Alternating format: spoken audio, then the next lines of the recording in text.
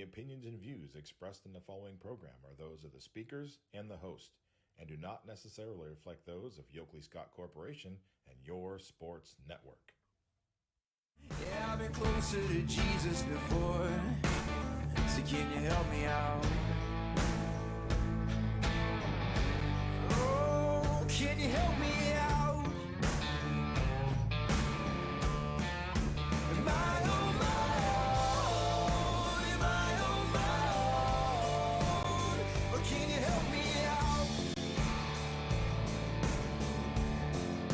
Am I on my own? Am I on my own? Or can you help me out? Can you help me out? I've been scared to look in my soul.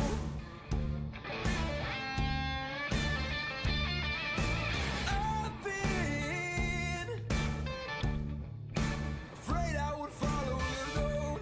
Yeah, afraid of the things I've been told. Welcome into a Wednesday edition of Running Point, presented by Greenwood Chevrolet on Mahoning Avenue in Austintown. If you're in the market for a brand new or slightly used automobile, you owe it to yourself and you owe it to your checkbook, savings account, and wherever the heck else you get your money from. You owe it to that entity. You owe it to yourself and your money to go over and give Greg Greenwood and his folks at Greenwood Chevrolet on Mahoning Avenue in Austintown the opportunity to earn your business. They've got a great sales department, a great service department, and a great finance department. Add it all up, and it's one place that you definitely need to check out before you make the commitment to purchase a brand new or slightly used automobile. All right, 330-886-0813, the MP Vivo Heating and Air Conditioning Hotline, open for business. Last night, the high school basketball tournaments were open for business for the guys. The area went 5-3 against out-of-town competition. Let's run down all the scores from the area. We get 3 more games tonight in the sectional opener for the guys and district tournaments for the girls. Here are your final scores from last night. Struthers knocked off Niles in the D2 sectional openers, 72-35. Streetsboro defeated East 58-46. Canfield a winner over Ravenna 65-46. Lakeview upended Howland 54-45. Salem 20 better than Girard 61-41. West Branch knocked off Hubbard 71-36. And Cheney clobbered West Geauga 83-45. In the D3 sectional first-round games, Camel a 1-point winner over Middlefield Cardinal, 44-43. Champion 20 better than Rootstown, 61-41. South Range bombed Conneaut, 59-24. Mineral Ridge eliminated Columbiana, 66-50. It was Crestview knocking off United last night, 66-51. I did that game. Jefferson, 16 better than Grand Valley, 75-59, and Newton Falls knocked off East Palestine, 63-21. In the D4 sectional first round, Southern Local was upset last night by Matthews, 57-56. Wellsville just destroyed Badger, 64-27. St. Thomas Aquinas defeated Chalker last night, 89-61. It was Brookfield 46, Lordstown 43. McDonald bombed Bloomfield 83-43. Valley Christian all over Maplewood 71-28. Lake Center Christian knocked off Leetonia 65-42. And Jackson Milton defeated Western Reserve 44-41. Now, there are 3 games that are going to be played tonight in our area. Austintown Fitch is in action tonight. Fitch will be taking on Ashtabula Lakeside in Division 1. Meanwhile, in Division 2, this would be the Eastern District. The two schools down in Columbiana County, Beaver Local, the 12 seed, they will be traveling to New Philadelphia, the 4 seed. And East Liverpool, who is the 5 seed, will be welcoming in number 18, Duncan Falls Philo. So those are your 3 games in the sectional opening round tonight in boys basketball. The girls are a week ahead of schedule. They're going to be in district play. That's where they are. Here's your district semifinals. Last night it began. Stowe knocked off the lone remaining D1 program that was left, and that was Canfield. Stowe Monroe Falls beat Canfield 53-33. It was the first half that pretty much spelled doom for Canfield. They were outscored in the first quarter 19-10, and then they were just thrown down in the second quarter. They were outscored 18-2, and you're down by 25 at halftime. That was not good. So Canfield loses to Stowe last night by the final score of 53-33. D2 district semifinals tonight. Kenston is at Salem. West Geauga is at Poland. And West Branch is at Marlington. Your D3 district semifinals. East Palestine is at South Range. Crestview at Brookfield. Rootstown visits Garrettsville Garfield. And Ursuline is at Champion. And your D4 district semifinals, Springfield at McDonald, Bristol at Newton Falls, Maplewood will travel to Western Reserve, and Jackson Milton is at East Canton. Those are your district semifinals for tonight in girls basketball. The swimming and diving girls Division II state meet will take place at the C.T. Brannan Natatorium in Canton. The diving was this morning at 9 a.m. The swimming begins at 4:30 p.m. Ice hockey tonight in the Brooklyn District, the East District. At the Brooklyn Recreation Center, Canfield will be skating against Gilmore Academy. Face-off time is set for 6 o'clock. It surprises me that Canfield is the only school that offers hockey in this area. A little surprised by that. I would have thought that we would have had a few more schools, and the bigger schools, obviously, but I would have thought that we would have had a few more schools that would have participated in ice hockey. Unfortunately, that is not the case. Canfield is the only school in this area that does ice hockey. So it's sad but true.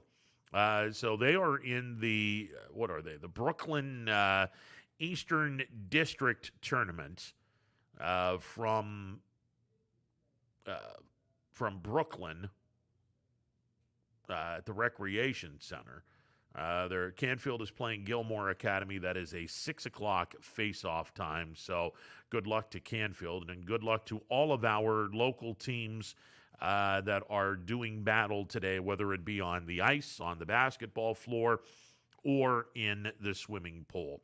All right, 330-886-0813, the MP Vivo Heating and Air Conditioning Hotline open for business. Coming up on the program today, LSU pitching coach Alan Dunn will be calling in.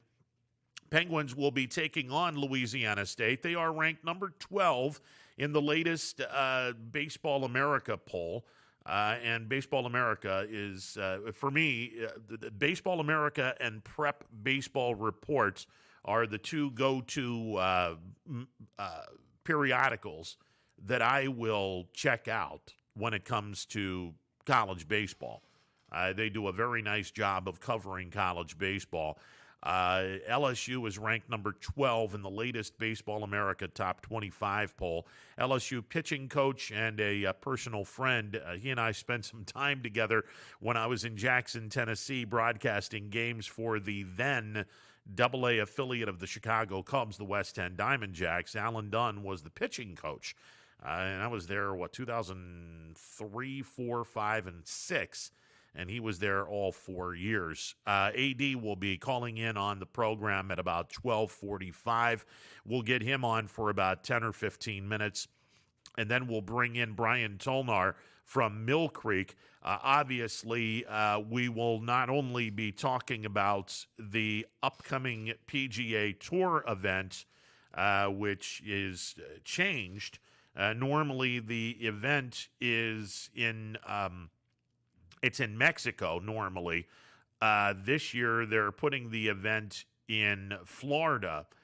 And obviously, we're not only going to be talking about that event, but we're also going to be talking about the absolutely horrific automobile accident in which Tiger Woods was involved in. It was late in the show yesterday when we made mention that Tiger Woods was involved in a car accident. We weren't sure how serious it was.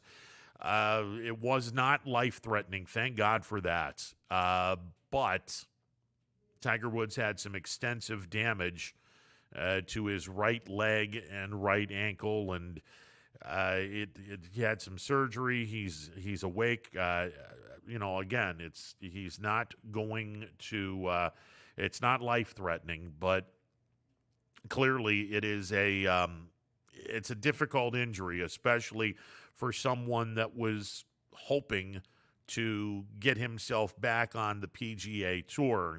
And if you saw the last event in Los Angeles, Tiger Woods had spoken to Jim Nantz, and they were talking about the possibility of Tiger Woods golfing at Augusta.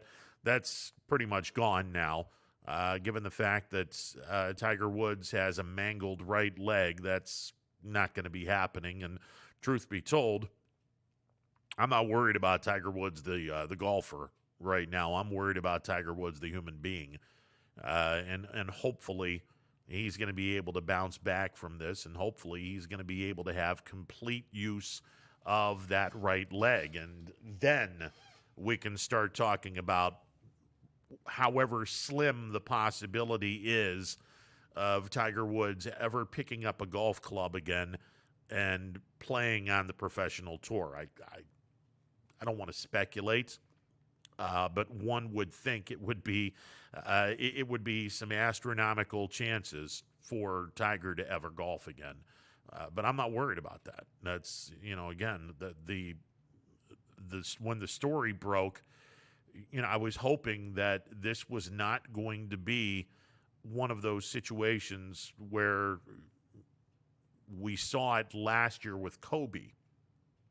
Yeah, I was hoping, oh man, I hope this guy doesn't lose his life in this automobile accident. Hopefully, the doctors will be able to take care of business. And then when it was discovered that his injuries were non-life threatening, I let out a huge relief.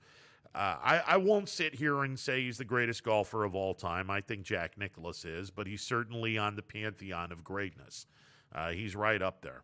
He and Jack Nicklaus are 1-2, no matter how you want to put it. If Tiger's 1 and Jack is 2, Jack is 1, Tiger's 2. They're clearly the two best golfers the game has ever seen. He's clearly one of the big reasons why golf is as popular a sport as it has ever been, and it's pretty obvious when Tiger was playing, especially when he was competing on a Saturday or a Sunday, the ratings were through the roof because everybody wanted to see Tiger Woods. And it will be 2 years this April that Tiger won his last major. And honestly, I never thought that Tiger Woods would ever win another major again.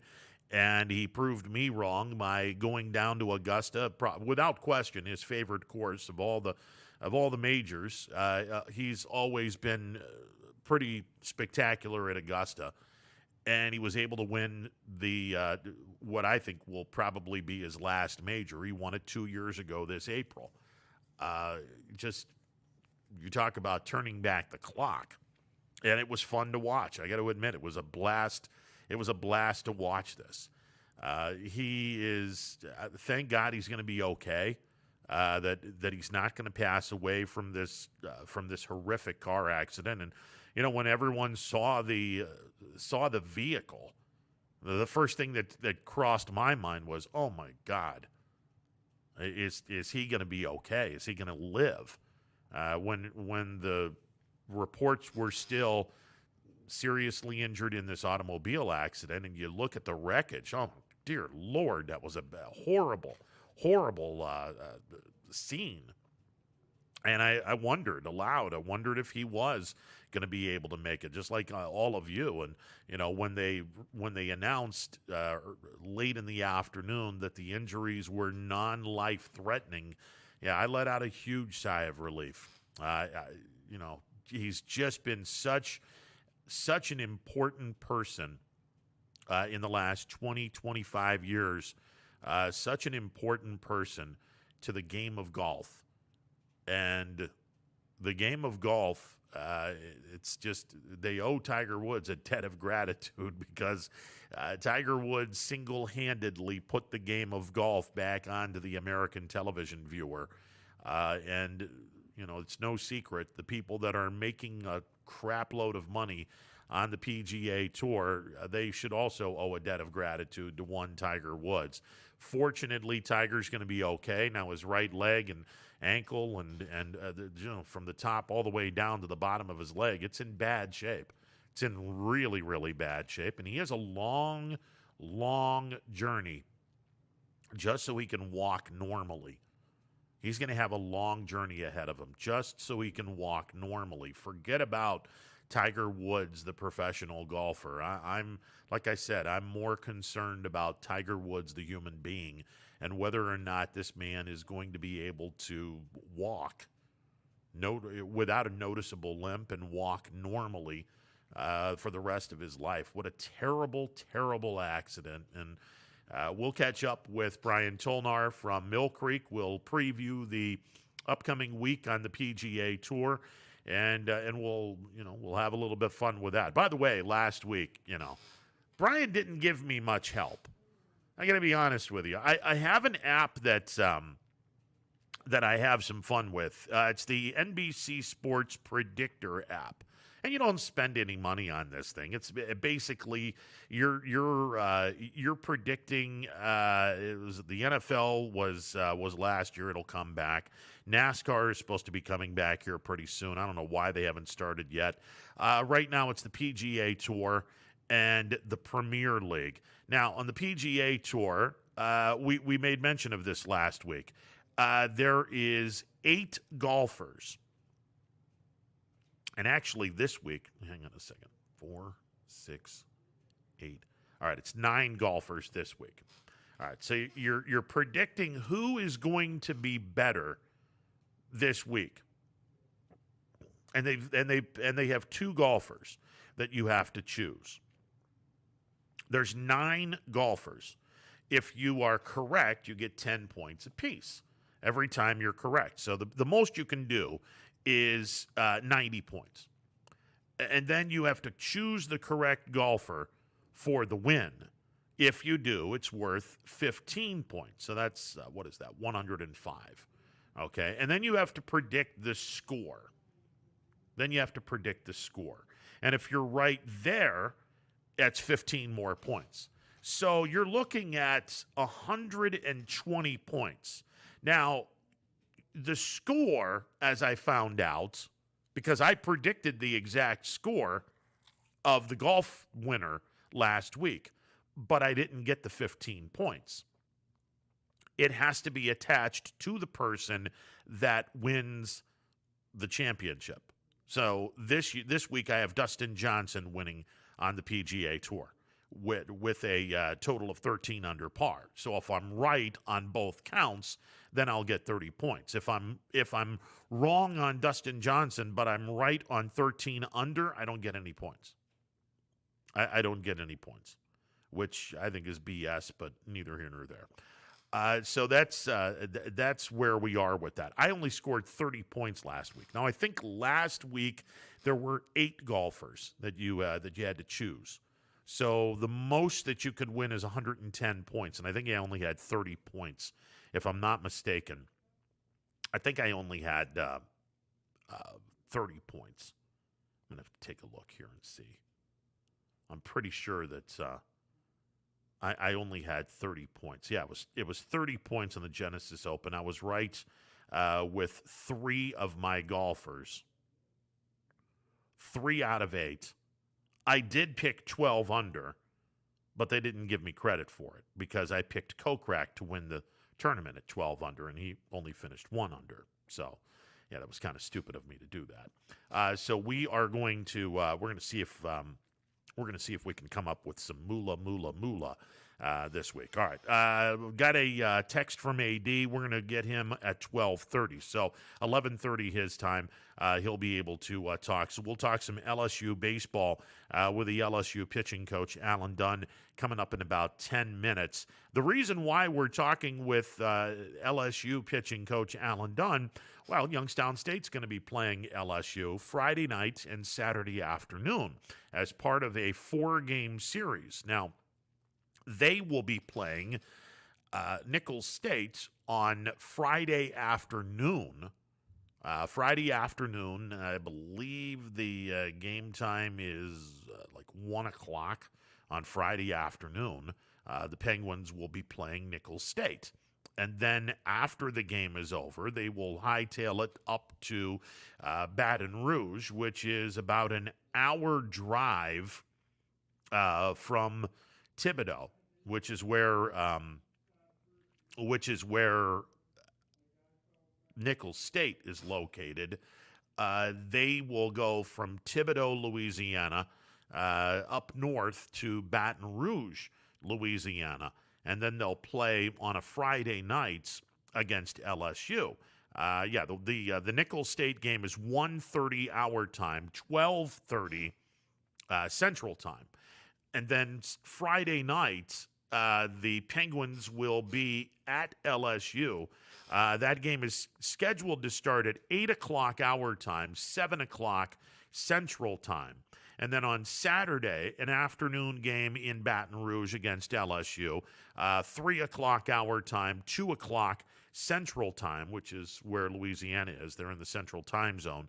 And then on Sunday, the Penguins will face Nicholls State. And then after the game, they'll head to Louis Armstrong Airport in New Orleans and hop a flight back into the Mahoning Valley. So they'll be flying into New Orleans, busing over to Henderson, which is in between, not Henderson, Gonzales, Louisiana, which is in between Thibodaux and Baton Rouge.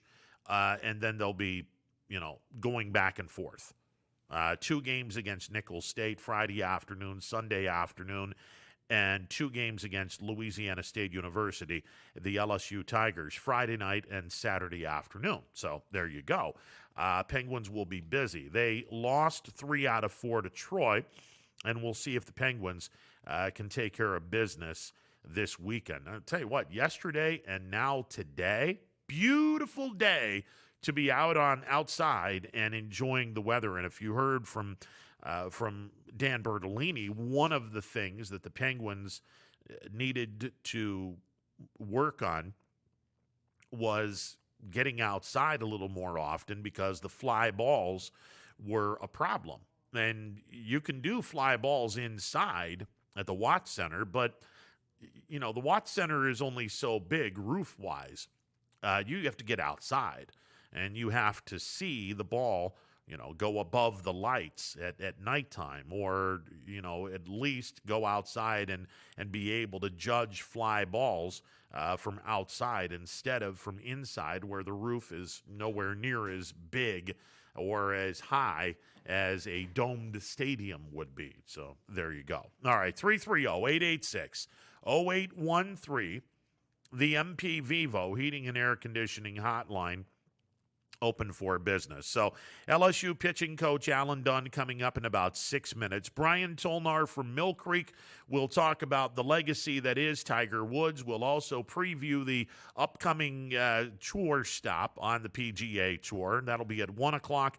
And then Rob Schmidt, the voice of the YSU men's basketball program, will be calling in on the MP Vivo Heating and Air Conditioning hotline at 2 o'clock. And Rob and I will be discussing the first-round opponents in the Horizon League tournament as the men take on UIC. That game will start at 8 o'clock tomorrow night.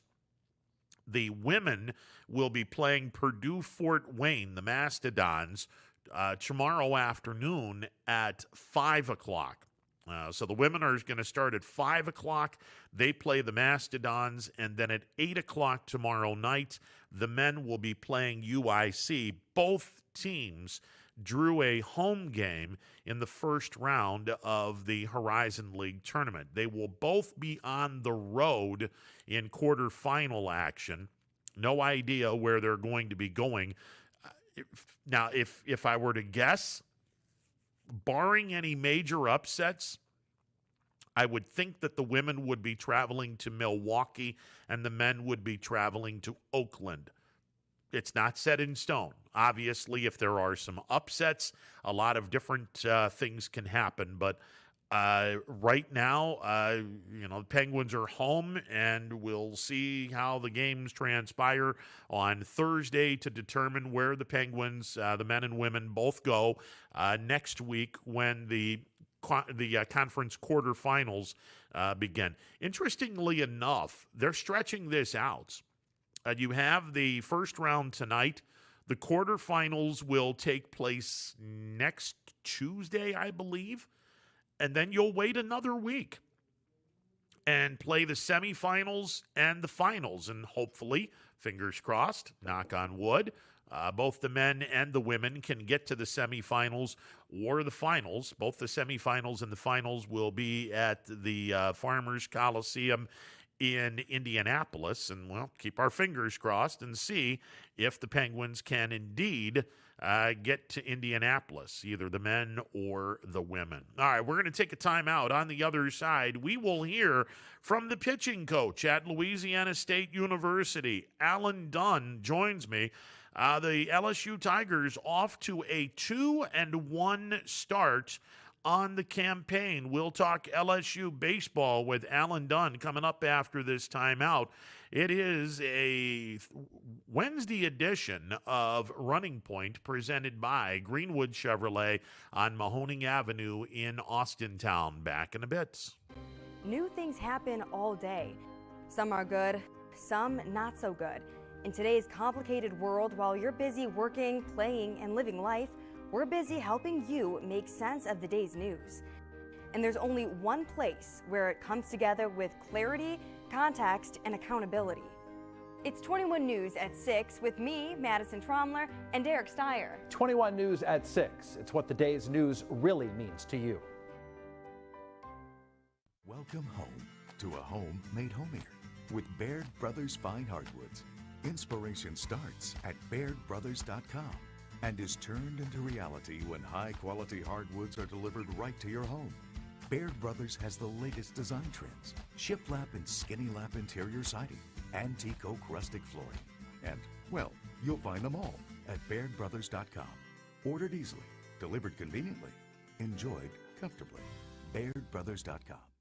WRS Wealth Advisors, the area's premier wealth and retirement specialists. Located on South Avenue in Boardman.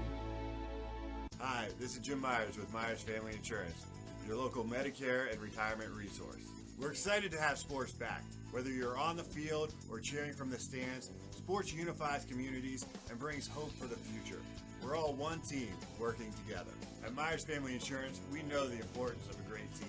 Our team continues to grow to help you with your Medicare and retirement needs. The annual election period is October 15th through December 7th. Now's the time to make sure your plan continues to meet your needs for the upcoming year. Call today. Hi, I'm Colin Chupa. And I'm Kelsey Clem from K-Squared Marketing.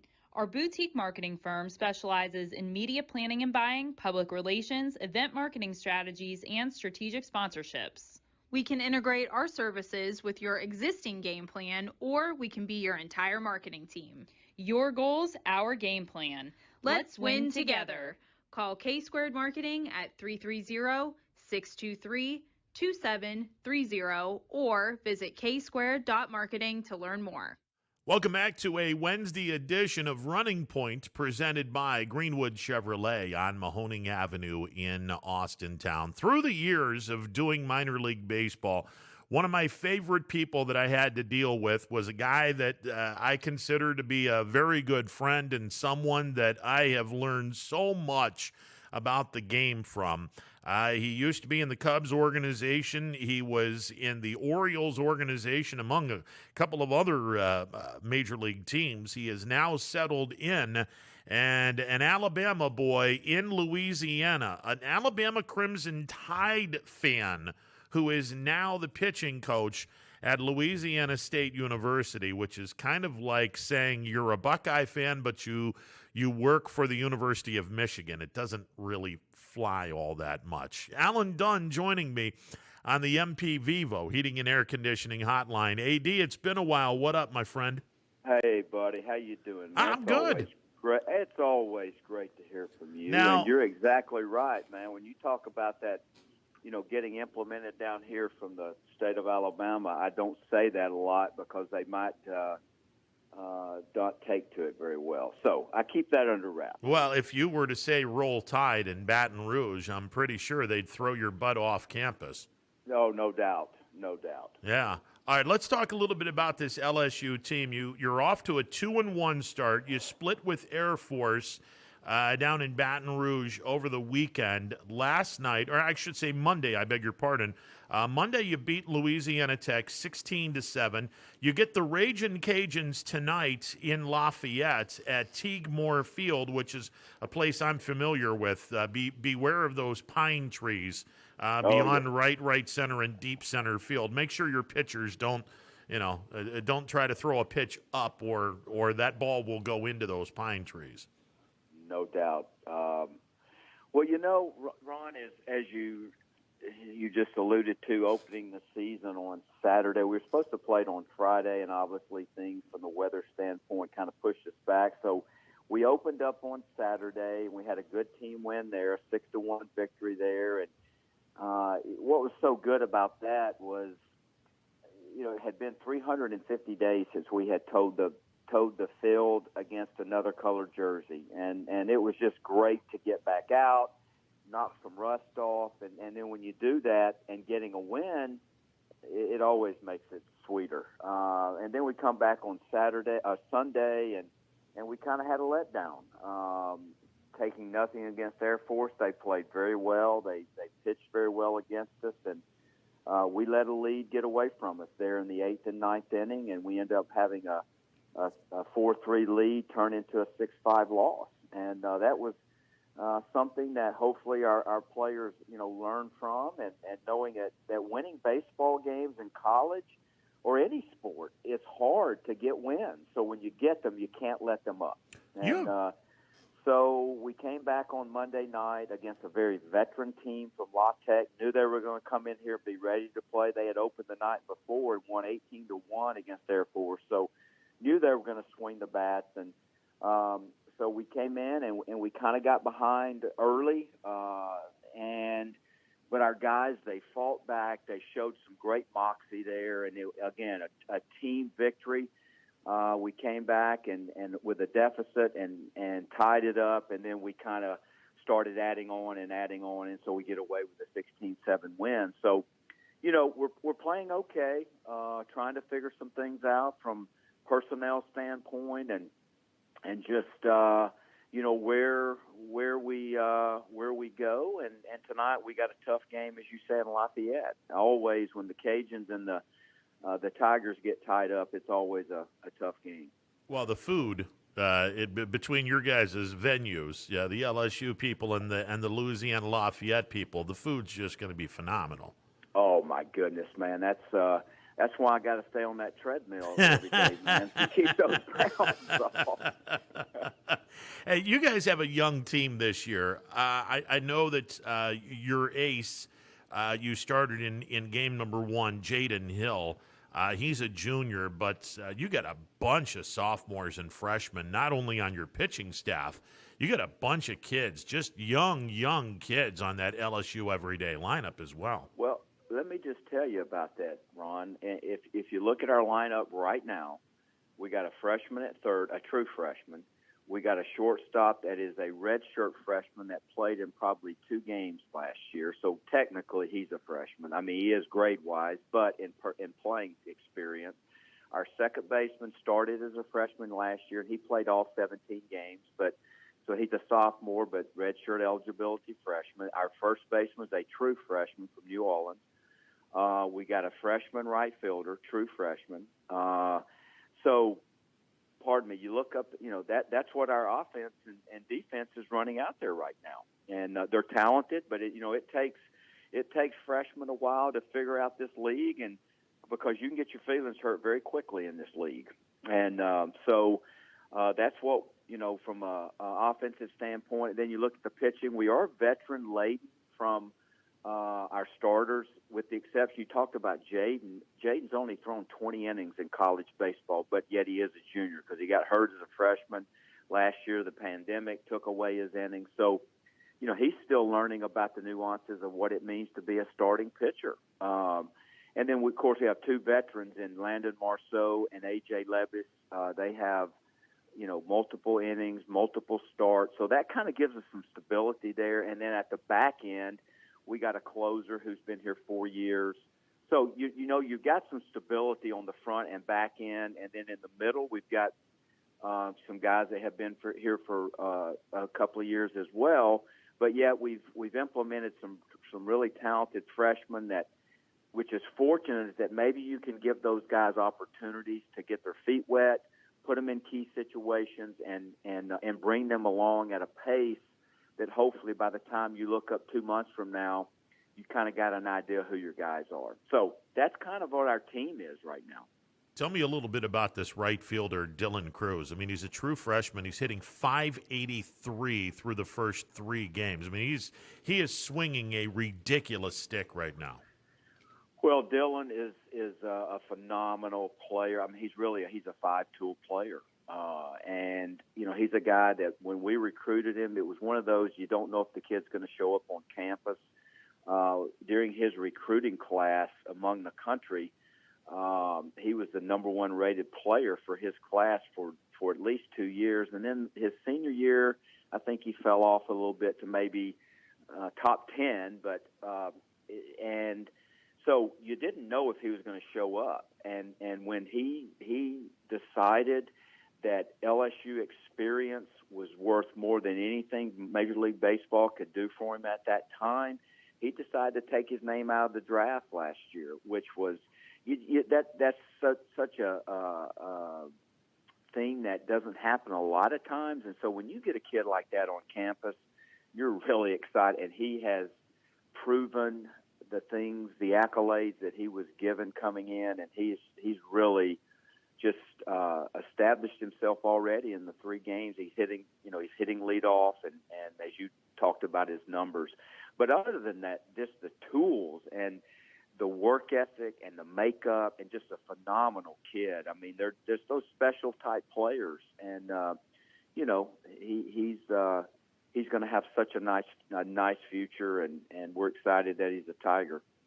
You guys are 12th in the country, according to Baseball America. You play in arguably the greatest conference for college baseball in the Southeastern Conference. You're in the Western side, which you don't have to deal with Vanderbilt, but you got to deal with Ole Miss, and you got to deal with a couple of other really, really special programs.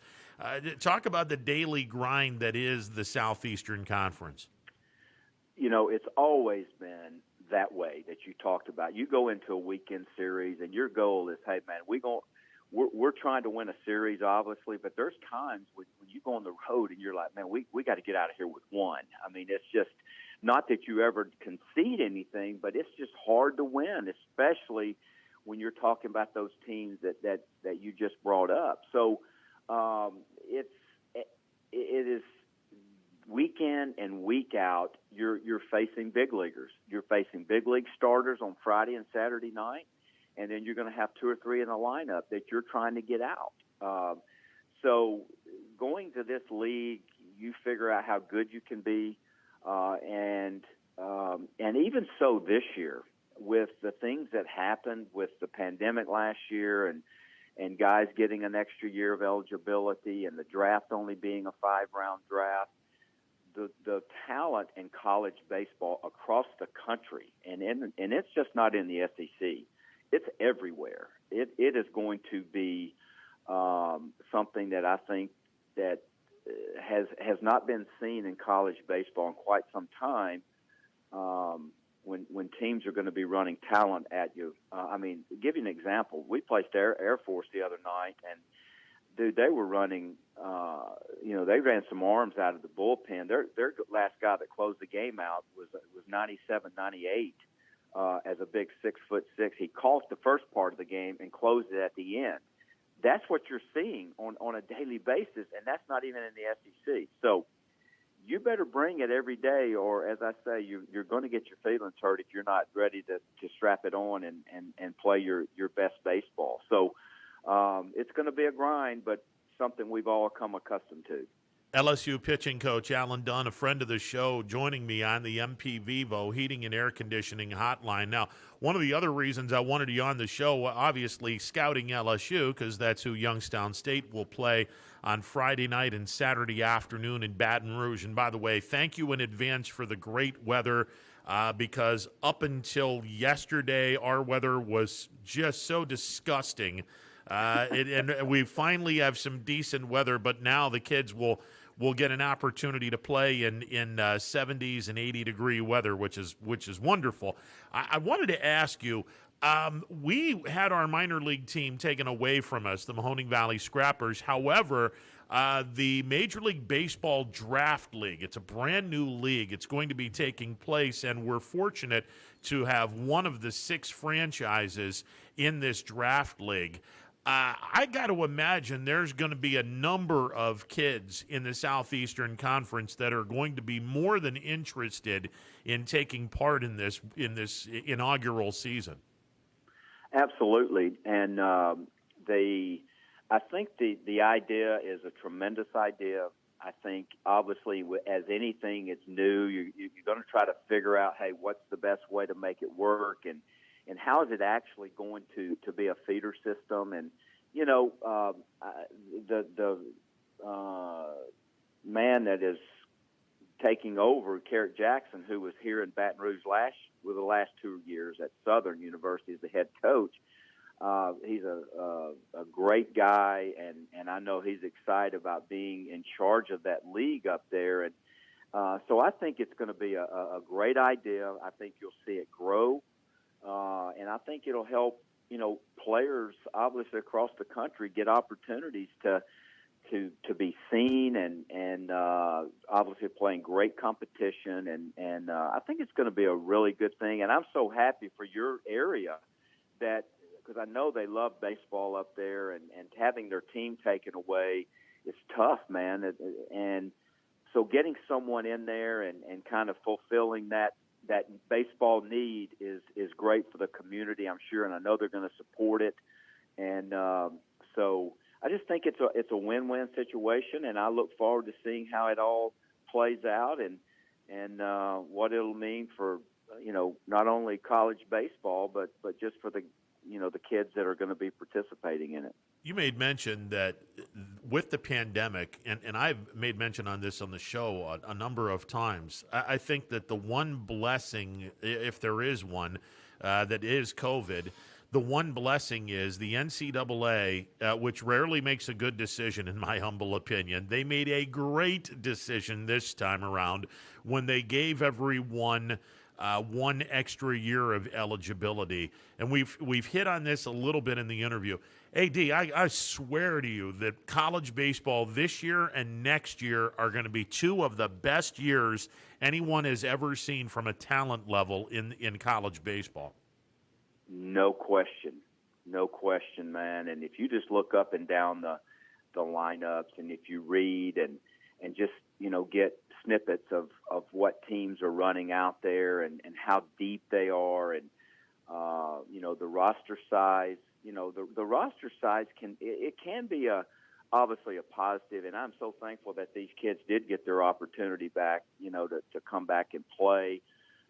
So when you're able to keep your roster, built to, it's almost like a feeder system, like your minor leagues. You got your guys that you feel like are your dudes, and all of a sudden, hey, somebody goes down, and usually you don't have anywhere to go to help you. But now with the ability to carry extra guys, then hey, you can feed somebody into that, and so it's just going to keep the strength of a team at an all-time high. And so I think you're right. Next 2 years of what you're going to be seeing is it's going to be the likes of things that we haven't seen. And so, again, it's always hard to win, but it's even harder now. LSU pitching coach Alan Dunn joining me on the MP Vivo Heating and Air Conditioning hotline. Hey, D, in normal circumstances, when you guys are playing your non-conference schedule, it's pretty much a given that every one of those teams, and they're all mid-majors when you're playing outside of your schedule pretty much, unless you're playing another Power 5 opponent, the mid-majors are all going to be giving you your best shot. And that keeps everyone on their toes in Baton Rouge as well, because this weekend, you're the number 12 ranked team in the country. I know for a fact Youngstown State's going to be going big game hunting on Friday night and Saturday, hoping to bring down number 12 LSU. It's a daunting task for Youngstown State, but it's also an opportunity for your kids to just be reminded, albeit gently reminded, that even though you're playing a mid-major, these kids have intentions. No doubt, and that's something that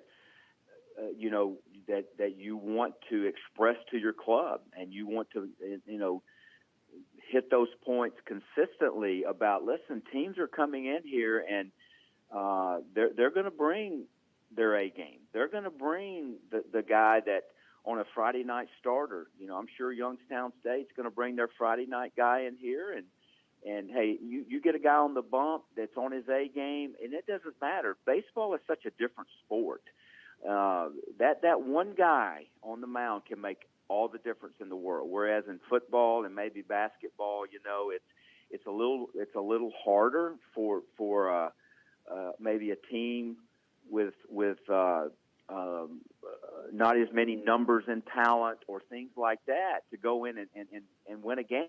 But in baseball, it's just a different animal you're dealing with. And hey, it takes a bloop and a blast, and then a guy on the mound taking 7 innings, and you got a closer at the back end, and before you know it, you're looking up and you're taking a nail. That's how easy it can happen. So you got to keep your guys focused on the task.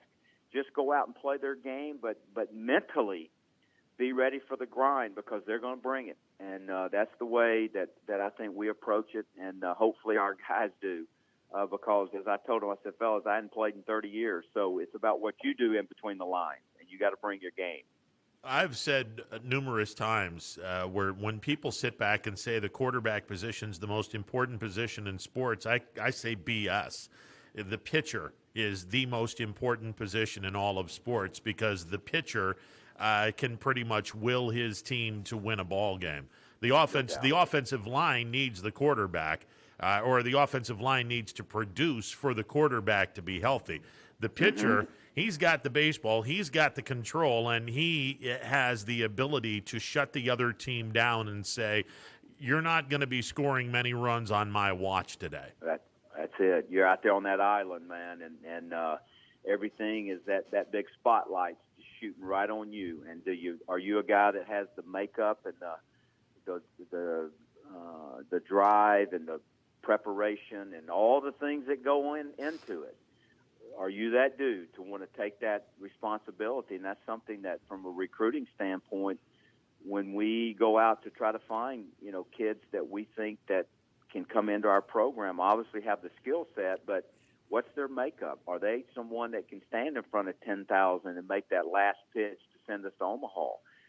That's not an easy task. And so when you're trying to find guys that can do that, it's the makeup that separates, and then sometimes you don't even know that until you get thrust into the environment. Give you a quick story on that. We're playing Air Force this weekend, and our Sunday starter, who was throwing really well for the first 2 innings, I think he had 8 punch outs in 2 innings, and then this was on Monday night. I'm sorry, it's Monday night, and And all of a sudden, the third inning, they got him. They got two, and they put a 4 spot up on him. And so we had to get him out of the game in the fourth inning with 1 out. So we brought a freshman in with losing 5-0, and all of a sudden, this is his first outing in college baseball, and he took us through 7 innings at that point. Allowed 1 hit, struck out 7. So you never know when your opportunity is going to come, and are you going to be ready for it? And so those are things that you really don't know as a coach until you put those kids in that environment and see how they respond. So, and as you go through a course of a season, that's how you determine who's going to be your guys that you can count on. Hey, who's going to pitch Friday night and Saturday afternoon for LSU against YSU? Friday will be Jaden Hill. Will go Friday night, and then on Saturday will be A.J. Levis will pitch the Saturday day game, and then we have a doubleheader on Saturday, and our Saturday night guy will be Landon Marceau. So that's really that's kind of our weekend rotation, and that's how they'll line up this weekend. You guys are playing over at Nichols, or you're playing home to Nichols, because Youngstown State's going to be playing a Friday afternoon game in Thibodaux. They're gonna get on a bus, travel about an hour north to Baton Rouge, play you guys on Friday night, play you guys on Saturday, and then head back down to Thibodaux on Sunday and play Nichols, and then get out of Dodge. Yes. And I think it's one of those things that I know it happened to us early on. We had our schedule made, and then all of a sudden, we had some teams that had to change their plans. I think administrative-wise, they were going to do some things from a conference standpoint. So we had to make about 5 changes with our schedule early on, and had to try to add in teams and things like that. So I think that's something that it won't be the last time for programs that have to make a quick change. And I think right now, though, this is the important thing of programs just trying to do what they can to get their kids playing and having to adjust. And as we all have in the country, it's been all about adjustments and not letting, the situation dictate how you're going to respond. And, you talk as a coach to your players about being ready to adapt and make adjustments on the fly. And if that's the case that you teach, then you have to be able to do that yourself. And so we're going to manage the season as we go along as the best we can and have our guys ready to play. And hopefully we'll get through a 56-game schedule and look up at the end and have ourselves in a position to do what we set out every year, and that's to co-compete for the national championship. How is dealing with a mask when it comes to coaching your kids? How are you dealing with wearing the mask in the dugout? It's something that you just dealt with and just say, hey, this is the way it is. We're required to wear them, and so what? Again, I'm gonna make it the best of the situation. Try to adhere to it. Sometimes you lose your focus and you might have it down, but I think we've done a good job. Our head coach has done a great job of keeping our guys on their focus and on their plan of, hey, listen, this is critical from what has been laid out from the training staff and the protocols, and we want to do everything we can to stay healthy and give ourselves every opportunity to play every game that we can. So our guys have done a great job of managing that. They have not said anything negatively about it. They just go about their business. And, as we all know, 18 and 19 and 20-year-olds, man, they're easy to adapt and turn the page. Sometimes us how should we say, us more veteran people, sometimes we get stuck in our ways and we kind of have a hard time adjusting. But I like how you put that. The veteran people. I like how you put that. I like how you put that, AD. Well, I am a veteran, man. This is true. You are a veteran. Hey, I got to ask you before I let you go. Has Molinari rubbed off that Notre Dame magic of his on you? Because you talked really, really terrible things about my Notre Dame team anytime we got together. And I'm not saying that I'm not saying that I'm going to go to Molinari and say, "Hey, do you know your pitching coach is anti-Notre Dame?" But I'm just saying. I hope he has brought his Notre Dame stuff and rubbed some of that Notre Dame good Catholic image onto you. Man, let me tell you something. I grew up in the days of Alabama football when Bear Bryant was there and we were playing Notre Dame. It seemed like every year in the Sugar Bowl or something. And man, I've had many sleepless nights back in the day when I was a little kid watching Notre Dame put a loss on us. So they're going to have to go a little bit for me to forget about those days, But it's all fun and it's always good to talk trash with guys like yourself when they're so passionate about their team. That's the fun of what we do. So it's fun stuff, man. Listen, I'm just glad I wasn't around you when our team got destroyed by Alabama in the national championship game a few years back. That was ugly.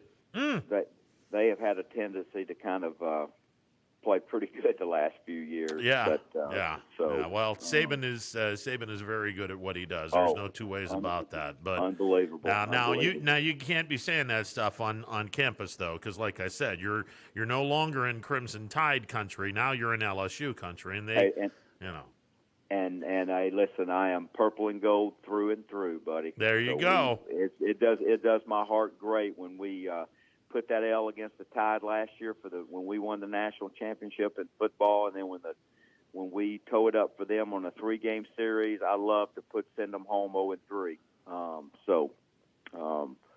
It's a great feeling for sure. Well, do that a few times, but hopefully you're not going to do that against Youngstown State. And it's only 2 games, but yeah. Well, I'll be happy with a split if we can get a split from you guys. But I have placed my order in for my LSU hat.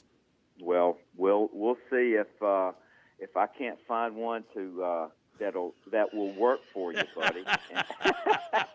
You can say I got a large dome. I mean, God knows you said enough of that when we were together in minor league baseball. So, between you and Dickerson, I don't know which one was worse. Oh, goodness. But, hey, listen, we always had some great times on that bus and traveling those roads and memories that, it's kept us doing this right here. It's kept us in touch, and it's been a great ride personally for me, and always great catching up. I love to spend time with you, and I'm glad you're doing well and keep things going up there in your part of the country. And I'm sorry I can't see you this weekend, but I'll see if I can't send you back a little something to keep that purple and gold flying up there in that. I appreciate that very much, my friend. And best of luck to you this year. I know you guys are young, but I know LSU is a solid baseball team through and through, and I look forward to seeing what you guys do in the SEC this year. Awesome. Hey, buddy. Great catching up. Look forward to doing it again, and take care, and best to you and your family, man. All right. And make sure you say hi to your wife and the kids for me, please. I'll do it, buddy. Take care, man. See you. Bye-bye. Alan Dunn, the pitching coach at Louisiana State University. Man, that's going to be a fun series. Be a fun series. And they're throwing their ace at Youngstown State on Friday night. That's going to be entertaining. All right, we're going to switch gears. We go from baseball to the world of golf. Brian Tolnar coming up next. Stick around. New things happen all day. Some are good, some not so good. In today's complicated world, while you're busy working, playing, and living life, we're busy helping you make sense of the day's news.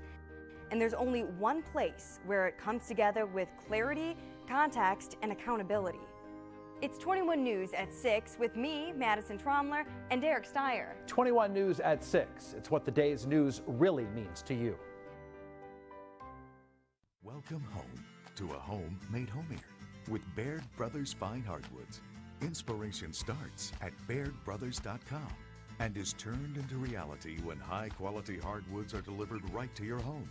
Baird Brothers has the latest design trends, shiplap and skinny lap interior siding, antique oak rustic flooring, and, well, you'll find them all at BairdBrothers.com. Ordered easily, delivered conveniently, enjoyed comfortably. BairdBrothers.com. WRS Wealth Advisors, the area's premier wealth and retirement specialists. Located on South Avenue in Boardman. Hi, this is Jim Myers with Myers Family Insurance, your local Medicare and retirement resource. We're excited to have sports back. Whether you're on the field or cheering from the stands, sports unifies communities and brings hope for the future. We're all one team working together. At Myers Family Insurance, we know the importance of a great team. Our team continues to grow to help you with your Medicare and retirement needs. The annual election period is October 15th through December 7th. Now's the time to make sure your plan continues to meet your needs for the upcoming year. Call today. Hi, I'm Colin Chupa. And I'm Kelsey Clem from K-Squared Marketing. Our boutique marketing firm specializes in media planning and buying, public relations, event marketing strategies, and strategic sponsorships. We can integrate our services with your existing game plan, or we can be your entire marketing team. Your goals, our game plan. Let's win together. Call K-Squared Marketing at 330-623-2730 or visit ksquared.marketing to learn more. Planning a project around your home or rental property? Trust the electrical service to the local experts with 62 years of serving the Mahoning Valley. Joe Dickey Electric is your local go-to source for responsive, reliable residential electrical work. From everyday maintenance and repairs to new installations, electrical upgrades, and safety inspections, no job is too big or too small. Call Joe Dickey Electric today, 800-549-3976, or visit DickeyElectric.com. That's DickeyElectric.com. Welcome back to a Wednesday edition of Running Point presented by the good folks at Greenwood Chevrolet on Mahoning Avenue in Austintown. If you're in the market for a new or slightly used automobile, you owe it to yourself, you owe it to your wallet, you owe it to your credit score as well, to check out the good folks at Greenwood Chevrolet on Mahoning Avenue in Austintown. All right, we flipped the page from baseball to golf. We bring in from Mill Creek, Brian Tolnar. He joins us on the MP Vivo Heating and Air Conditioning Hotline. Brian, how are you today? Doing great. Can't think of two things that being spring than baseball and golf. So Indeed. Good time of the year. Indeed. Turn the corner, I think. There you go. Before we talk about the upcoming tournaments, Tiger Woods, let's first and foremost talk about Mill Creek. With the beautiful weather today and the weather that is supposed to be nice later this week, how is the golf course right now? I'll tell you what, it's in pretty good shape. Obviously, being 50-plus degrees today certainly helps. We have probably about 40% of the snow, knocked off or melted away. And with the weekend forecast and a couple days of some possibility of some rain, and I think Sunday is now 50 or 52 degrees. I think by Monday we could be clear of some snow. So if that's the case, that's all in good, and we'll certainly be excited. I think the worst is behind us now. It'll be a time for us to start lining up our seasonal staff, getting the returners signed up through the background checks and the hiring process. If everything works out properly, we'll have them on site probably to do some employee training and safety training on the 22nd of March, and then that first week of April we'll be off and running, if not sooner. Brian Tolnar, our guest. He is with Mill Creek. And, Brian, obviously we wanted to talk about the WGC Workday Championship, and I was all jazzed up to talk about this. And then yesterday afternoon, we get the disturbing news that one of the greats in the game of golf got into a serious automobile accident. And for a while there, we were thinking that we were going to be looking back on the life of Tiger Woods, especially if you saw the car, the SUV that Tiger rolled over in the highway in Southern California. It certainly did not look like Tiger Woods would survive this, but thank God he did. He has extensive damage to his right leg and his right foot. Talk a little bit about from a golfing standpoint, the uphill climb that Tiger Woods has to swing a club, let alone to walk normal again. Well, I think I was just as shocked as everybody was when we heard the news break yesterday about Tiger and the wreck, and then getting able to go home after we had some Zoom conferences all day yesterday, so I had hard time being able to break away and figure out what was going on, but to finally make it home at the end of the day and catch up on some of the news and see the photos and the the flyovers of the vehicle. I mean, it certainly, he's got to be lucky to be alive, to be honest with you, because the front of that car is completely gone, and parts of that got pushed into the interior part of the cab. So you're always thinking of Tiger when it comes to elevating the game of golf. He's been a huge advocate for the game and opening doors for many to come into the game. Whether you didn't have much money or whether you didn't have the ability to join a private club, he opened a lot of doors for folks, of various backgrounds to be able to play the game and enjoy the game. There's no doubt that Tiger Woods has greatly enhanced my job as a PGA professional by bringing the masses to the game of golf. Whether that be with more people or financially bringing you money to the business.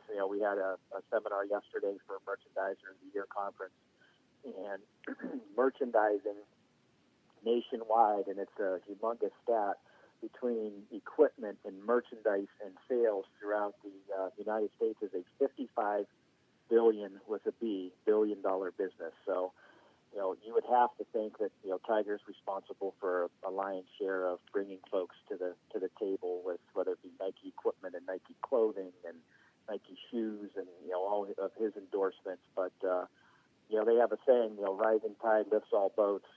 Since 1996, Tiger is the rising tide for the game of golf. There's no doubt about that. And in my lifetime, looking back at the history of the game and the stuff that I like to look into is the history side of it. There's really two people that changed the game of golf, and that is Arnold Palmer with the television and getting that involved in the sport of golf, and with player endorsements, and Tiger Woods with pushing purses from a winner's check of $100,000, which is right around where it was when I started playing the game in 1988, 1990.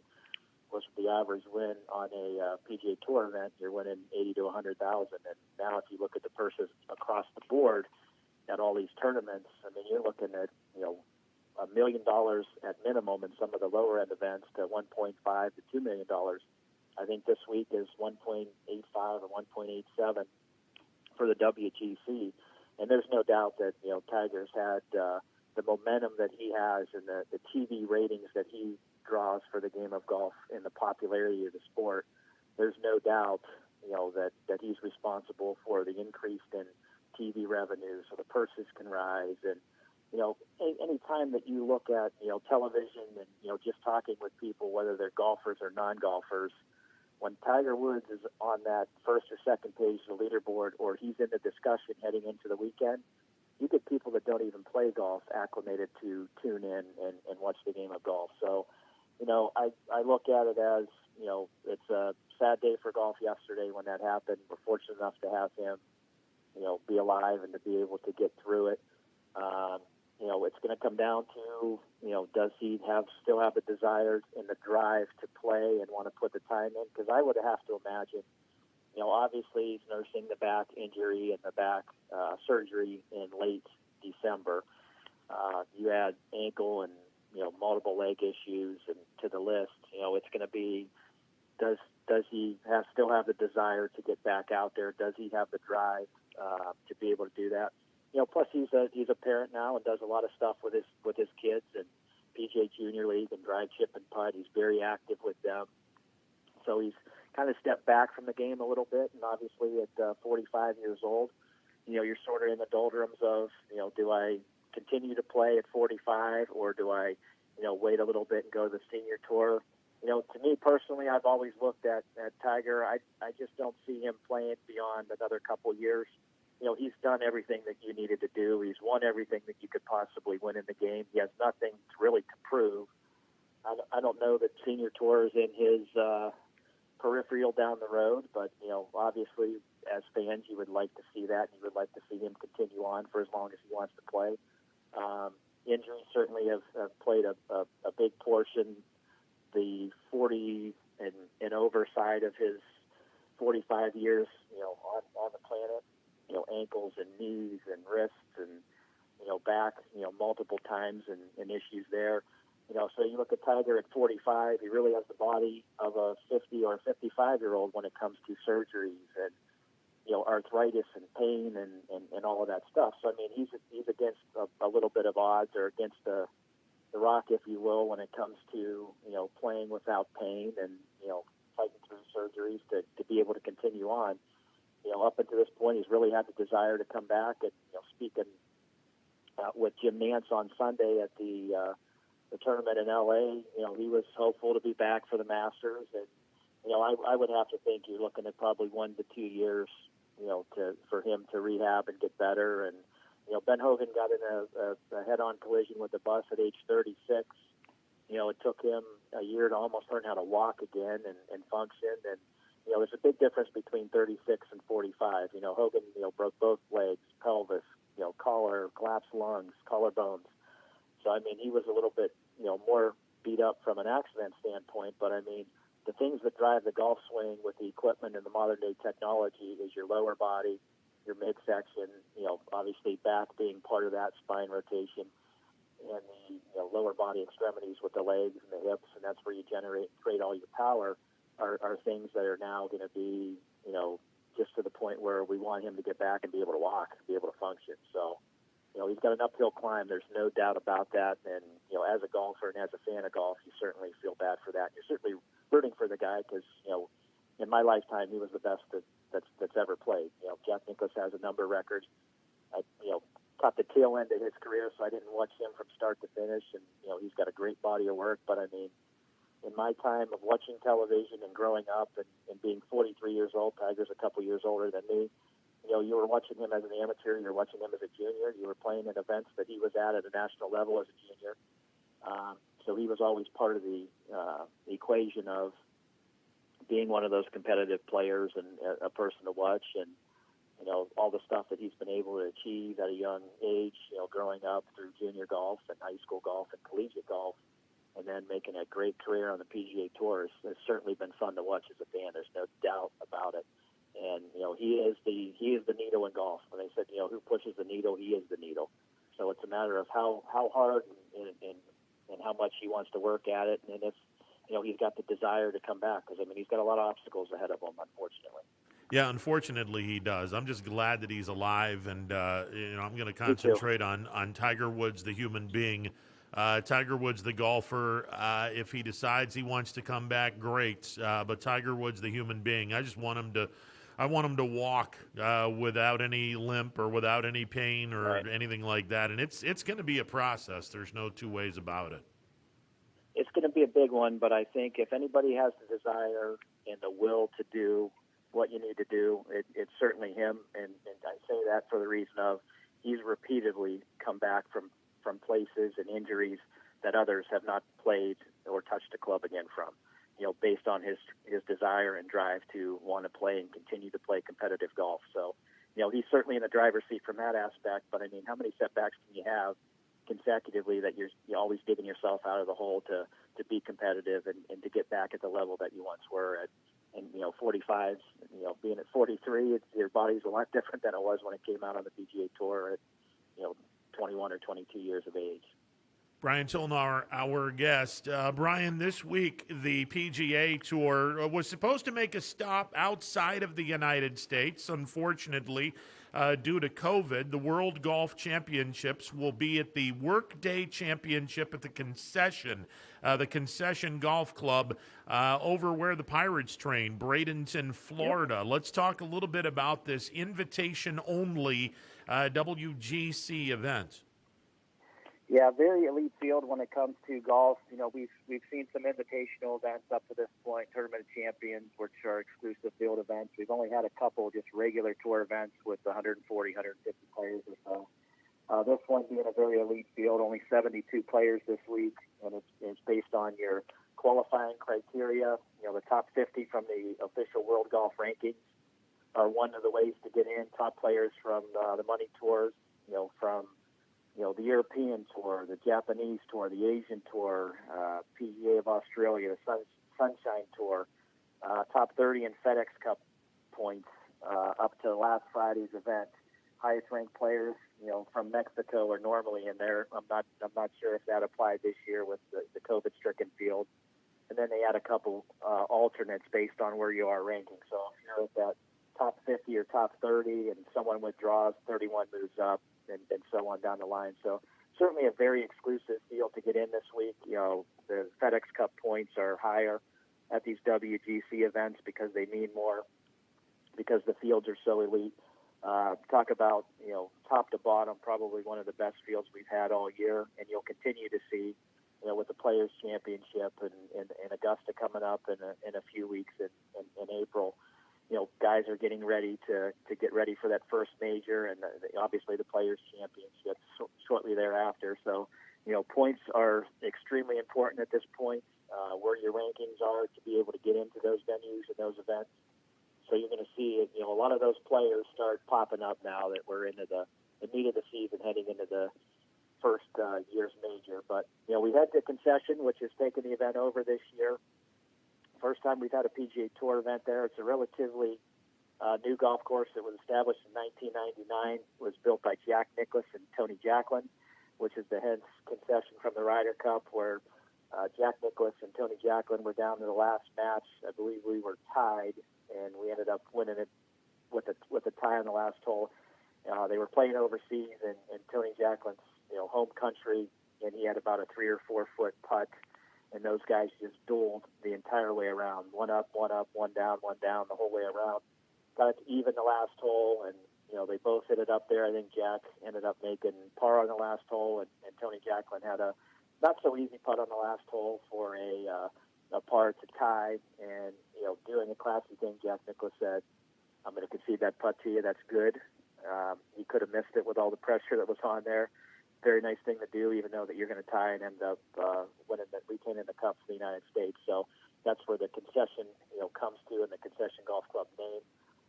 2 guys anonymous for extended periods of golf over the U.S. Tour with Jack Nicklaus and Tony Jacklin on the European Tour, although he played in the United States and played well and won a number of events, some majors. Really did a lion's share of his winning on the European Tour. So going to be a very unique facility to watch on television, like Seminole with the Tiger Woods, Phil Mickelson, and I think it was Brady and Peyton Manning playing that match at Seminole. Places that are very historic and iconic and are ranked very high when it comes to the quality of the golf course, the top 100, top 5, top 10, so on down the line.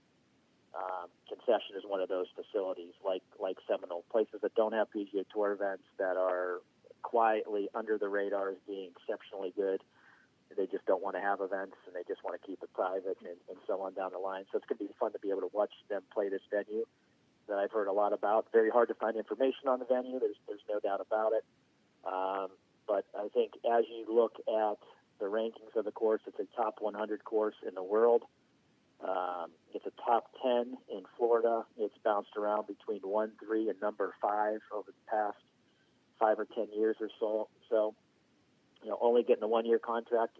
Obviously they're going to probably try to move that back to Mexico next year once COVID's under control and players feel comfortable in traveling and so on and so forth. But a great golf course. I mean, if you look at it from the scorecards perspective, there's only 2 par 4s that are sub 400 yards. Number 7 at 324, number 12 at 349.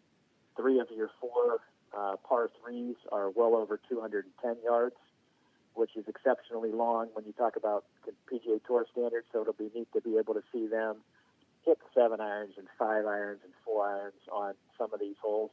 A couple of the 3 that measure over 210 or 211, 222, and 237. And if you're susceptible to any of the winds that Florida can have kick up from time to time, I wouldn't be surprised if you see a hybrid or a very long iron in the player's hands on those holes if they run into some poor weather. And it probably will be pretty good, but it's neat to be able to see those guys be able to hit some of the clubs that we as club professionals or amateurs hit on some of the long par 3s that are in our area. You can certainly relate to that and make the par 3s even tougher.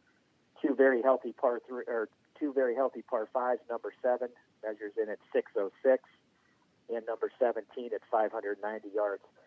Like last week's event at Riviera, there's only one really good scoring hole coming down the stretch of the last 5 or 6 holes or so, and that's number 17 at 590, which is no guarantee that you're going to make a lot of birdies there with its length. But it's just going to be a hard finish stretch to be able to make some birdies to make up some ground on the last 5 holes.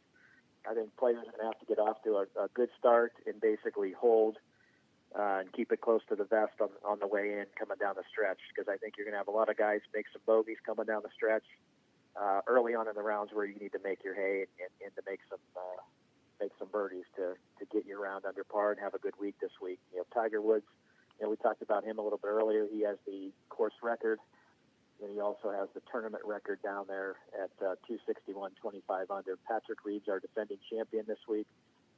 Tiger's won the event 7 times in the history of this WGC event. So, not having him in the field, and he wouldn't have been in the field this week anyway, fighting his way back, and was hopeful that he would get back to the Masters and all of that. But it's going to be a different year. There's no doubt about it, especially not having him in the mix. All right, Brian, with that being said, this is a cut-free tournament, so everyone's going to be golfing for 4 rounds. So everyone's going to have an opportunity to come from way, way back to get a victory. Give me your Power 5 for this week. You got it. What's unique about this week is no cut, obviously, and everybody makes a paycheck in the tournament. So it's one of the largest purses. It's, I want to say, about $10.5 million or $10.8 million is the prize fund total. So we're back to those, double-digit purses again. We haven't had those for a couple weeks now. They've been in that $7 to $9 million range. Big difference when there's no fans and there's no income coming from the patrons. So, a couple sleepers this week: Xander Schauffele and Patrick Cantlay. Both of those players are trending well. Patrick Cantlay, one of those guys that probably coming off the best month of his career in golf, and I think his momentum starting to go down after about a 4 or 5 week run of playing extremely good golf. Coming in at the number 5 spot this week, and another one of those guys that's playing extremely well. Just got edged out in the playoff last week, Tony Finau. Started the year with a 3 or 4 week good stretch of play. I think it's just a matter of time until he wins. We talked a little bit about him last week. He just needs to get over the hump and give himself plenty of opportunities to get there, and expect to win playoffs all the time. But he put himself in good position coming down the stretch on Sunday. So I think he's the guy to watch. Daniel Berger, obviously another one of those guys like Patrick Cantlay that's got off to a great start. Some of the magic's been wearing off, and as he goes from the West Coast to the East Coast, hopefully he still has a little left in the tank and elevates his game for the FedEx Cup points that are online this week. Coming in at number 3 is a name that we don't call very often, but he's a popular name in the game of golf, Rory McIlroy. Always seems to play well and took on a good stretch of playing golf down in Florida. So I think, having his past history, certainly no stranger to winning big events, WGC events or majors. I think he jumps back on the horse this week and catches some fire. Our top 2 guys in the rankings this week at 2 and 1 have certainly have experienced some great golf and some great success, especially at this event. Number 2, Patrick Reed. He's a 2-time winner of the event. He's a defending champion this week. Another one of those guys that grew up on the East Coast, continues to play well in Georgia and Florida. I think he'll be a contender this week. And, it's hard not to pick the guy at number 1 this week, Dustin Johnson, 3-time winner of this event, past runner-up. Certainly plays well on his way to Augusta. In a couple weeks, he's going to need that, and I think he starts to gain some focus, gain some momentum. Too much game not to pick him, and I think he's going to be our contender this week. Okay, I do have Dustin Johnson winning this tournament, but I do have a guy in Jon Rahm who had a pretty nice round on Sunday, 66 at the Genesis. And, he has 9 top 10 finishes in the last 7 months. I think Rahm can be heard from this weekend. I think he can be heard of, and I think there's, a couple guys that, when I think of the Masters, and if you put on a Masters watch list, number 1, Dustin Johnson. Xander Schauffele, Tony Finau, John Rahm, and Patrick Cantlay. And I think what those folks do over the course of the next 3 or 4 weeks leading into the Masters are certainly going to allow them to be a very good competitor, coming into Augusta and hitting that first major. And I think all of them are playing well, and they all tend to play well leading into that first major. So, he's certainly one of those guys on that list. And again, a guy that plays well, he gets a number of top 10s, he gets a number of top 5s, probably hasn't won as much as he should, but he's kind of like that Matt Kuchar. Wins once or twice in a year, gets a number of top 10s, a number of top 20s, always around, always puts himself in contention. So I do like that pick. Okay, what is the fate of our local golfer, Jason Kochrack, who finished 1 under at the Genesis? He shot well Friday and Thursday and Friday. Unfortunately, Saturday and Sunday, he had a little bit of trouble. Yeah, certainly didn't put his best effort out there on the weekend and played well out of the gate. And that was one of the question marks that we had last week, that he was on, I think, my sleeper list last week, and I think he was one of your picks. And, it's just, he didn't have a really big body of work to be able to give a grade for. And, I think a little bit of that has to do with, not being, competitive in tournament golf for a number of weeks. He had some time off, and I really think, for him to catch some fire, he's got to play well here. Good news is, where they play the Honda Classic in Florida, he's always played well there. At the course with the Bears Trap, another Jack Nicklaus design. He could play well this week, but I think he needs a week or two under his belt to gain some momentum, heading into Augusta and Bay Hill and in the normal events that we see down there on that Florida swing. Okay, now last week, my ace in the hole, I got to be honest with you, Brian Tolnar, I only scored 30 points last week, so I didn't get any money last week. So we're going to see if we can do something here this week. It's going to be a little bit different. You have 9 golfers head to head, so that's 10 points each. In order to get the 10 points, you have to either tie the opposition or beat him, and to get the 10 points. And then you pick the winner, which is worth 15 points. And from what I understand, because I was not given the 15 points, because I said 12 under would win the tournament, and it did, I was not given the 15 points because it goes coincide with whoever wins the tournament. So I learned a new lesson there. So my 9 guys this week, and then we'll run this down. I have a choice between Patrick Reed and Bryson DeChambeau. Last week I took DeChambeau and paid for it because he was cut. I am not going to take Bryson DeChambeau this week. I am going to take Patrick Reed. Is that a good pick? That's a good move. Okay. All right. This second one is tough because normally I would pick Patrick Cantlay, but he's going up against the guy that I believe is going to win this week, and Dustin Johnson. So I'm going to pick Dustin Johnson. Yep, good move there. Okay, now here's where I might have to flip. You're big on Rory McIlroy this week, and I picked Justin Thomas over Rory McIlroy. Tell me why I should pick Rory McIlroy over Justin Thomas. You know what? Justin Thomas was a guy that was close, and he's like Kochrack last week, has played inconsistent, for a round or maybe 2 rounds, and they've been early on in the week. He's been struggling on a Thursday or Friday and then gets it rolling heading into the weekend, but he digs himself too big of a hole to really catch up.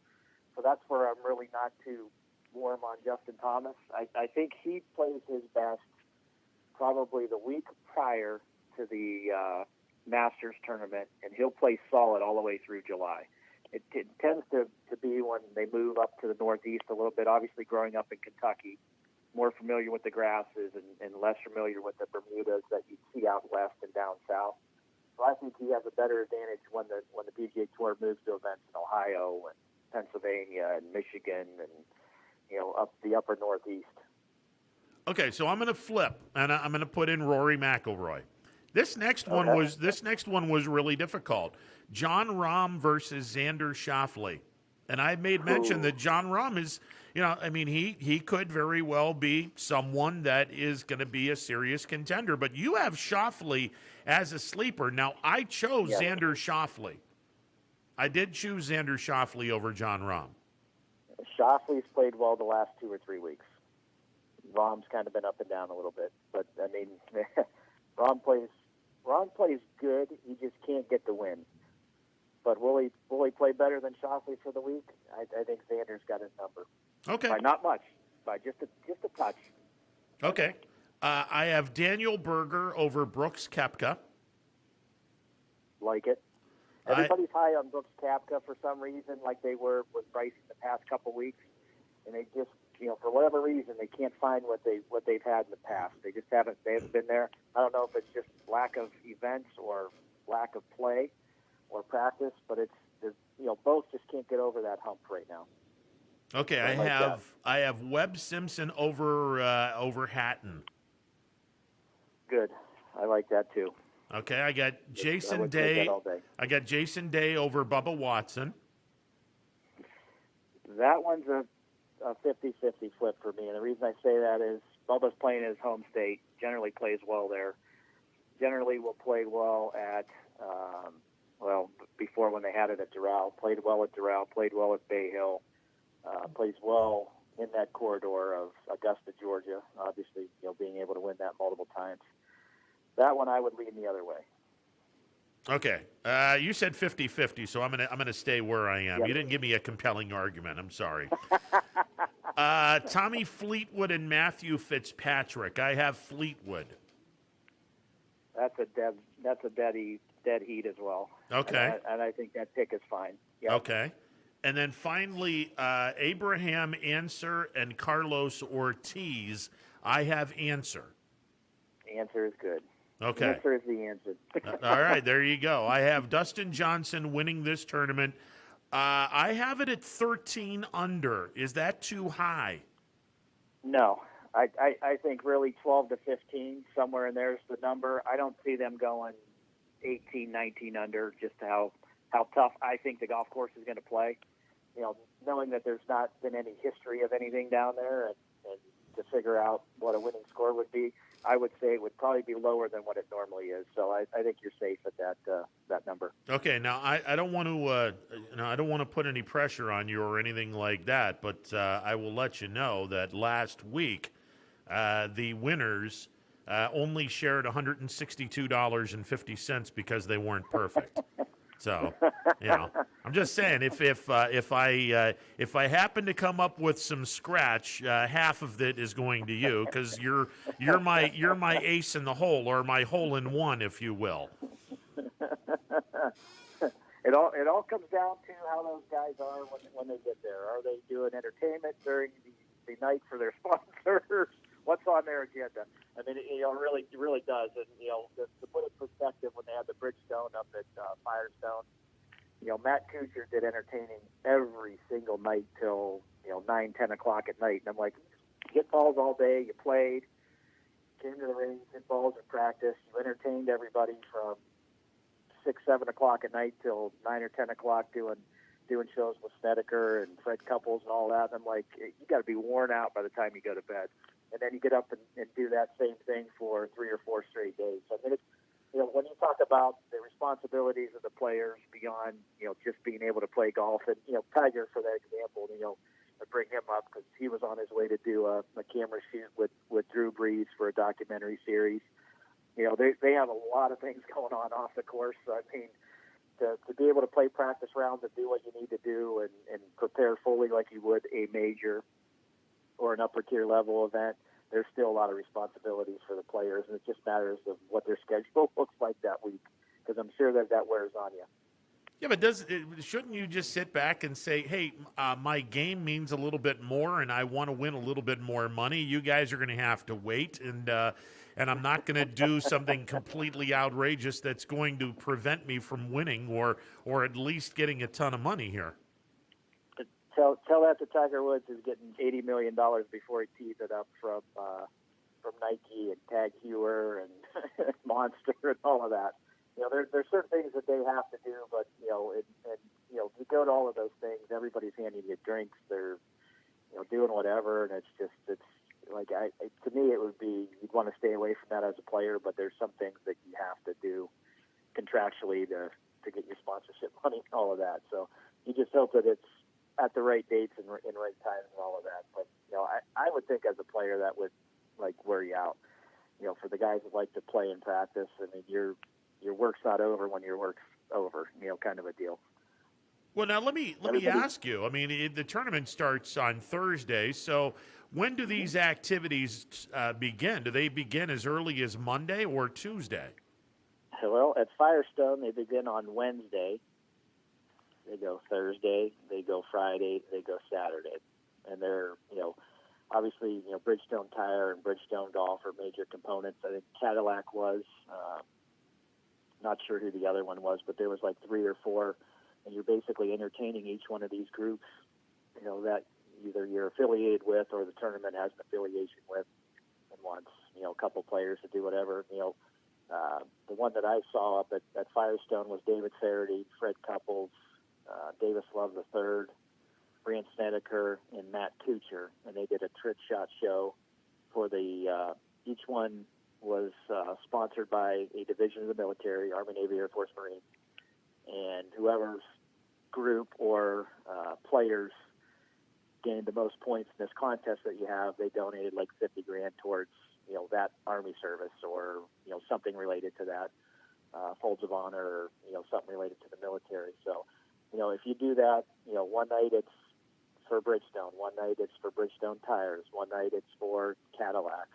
I mean, it starts adding up after a while, especially if you're sponsored by Bridgestone or Bridgestone Golf or whoever the affiliate Workday, in this case. So I imagine all the guys sponsored by Workday will be there, helping out this week. And I know RBC Bank, when they go to the Canadian Open, they have all the guys that you see the RBC patch with. They're all, on duty that week to entertain, clients and customers and the whole 9 yards for that aspect, for the tournament and their sponsorship. So, it's, everybody thinks that, these jobs are very luxurious and it must be nice to fly private jet and all of that. And, you kind of sort of live like a gypsy. You're going hotel to hotel and breakfast, courtesy car, and there's a lot of moving parts, and you need folks on your team to make everything, really work and run.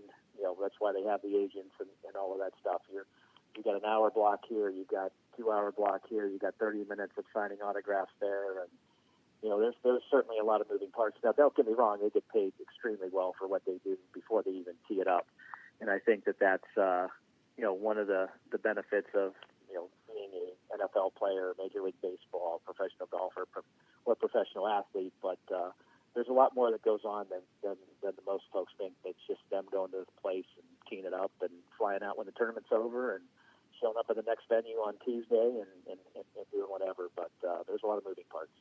Hey, Brian, before we let you go, and we're speaking with Brian Tolnar from Mill Creek. Obviously, when golf season starts, we'll get back into the tip of the week. But in lieu of the tip of the week, you had made mention the off season that everyone needs to work on strengthening the core and stretching out and whatnot. As everyone knows, I had some back surgery and had some cancer removed from me in December. And about 3 weeks ago or a month ago, I started feeling really, really good. But the weather was just horrendous that I wasn't really able to go out and do some walking. And I stepped on the scale yesterday and wanted to throw the scale across the room. So today I woke up really early because the weather was so nice, and I got a couple of miles in today. For those of us that don't like walking in the cold and want to get this stubborn poundage off of you, what are some of the things that we should be doing in this off season while the weather is cold, snowy, icy, or you're unable to go outside, which today you are, but unlike other days, right. What should we do?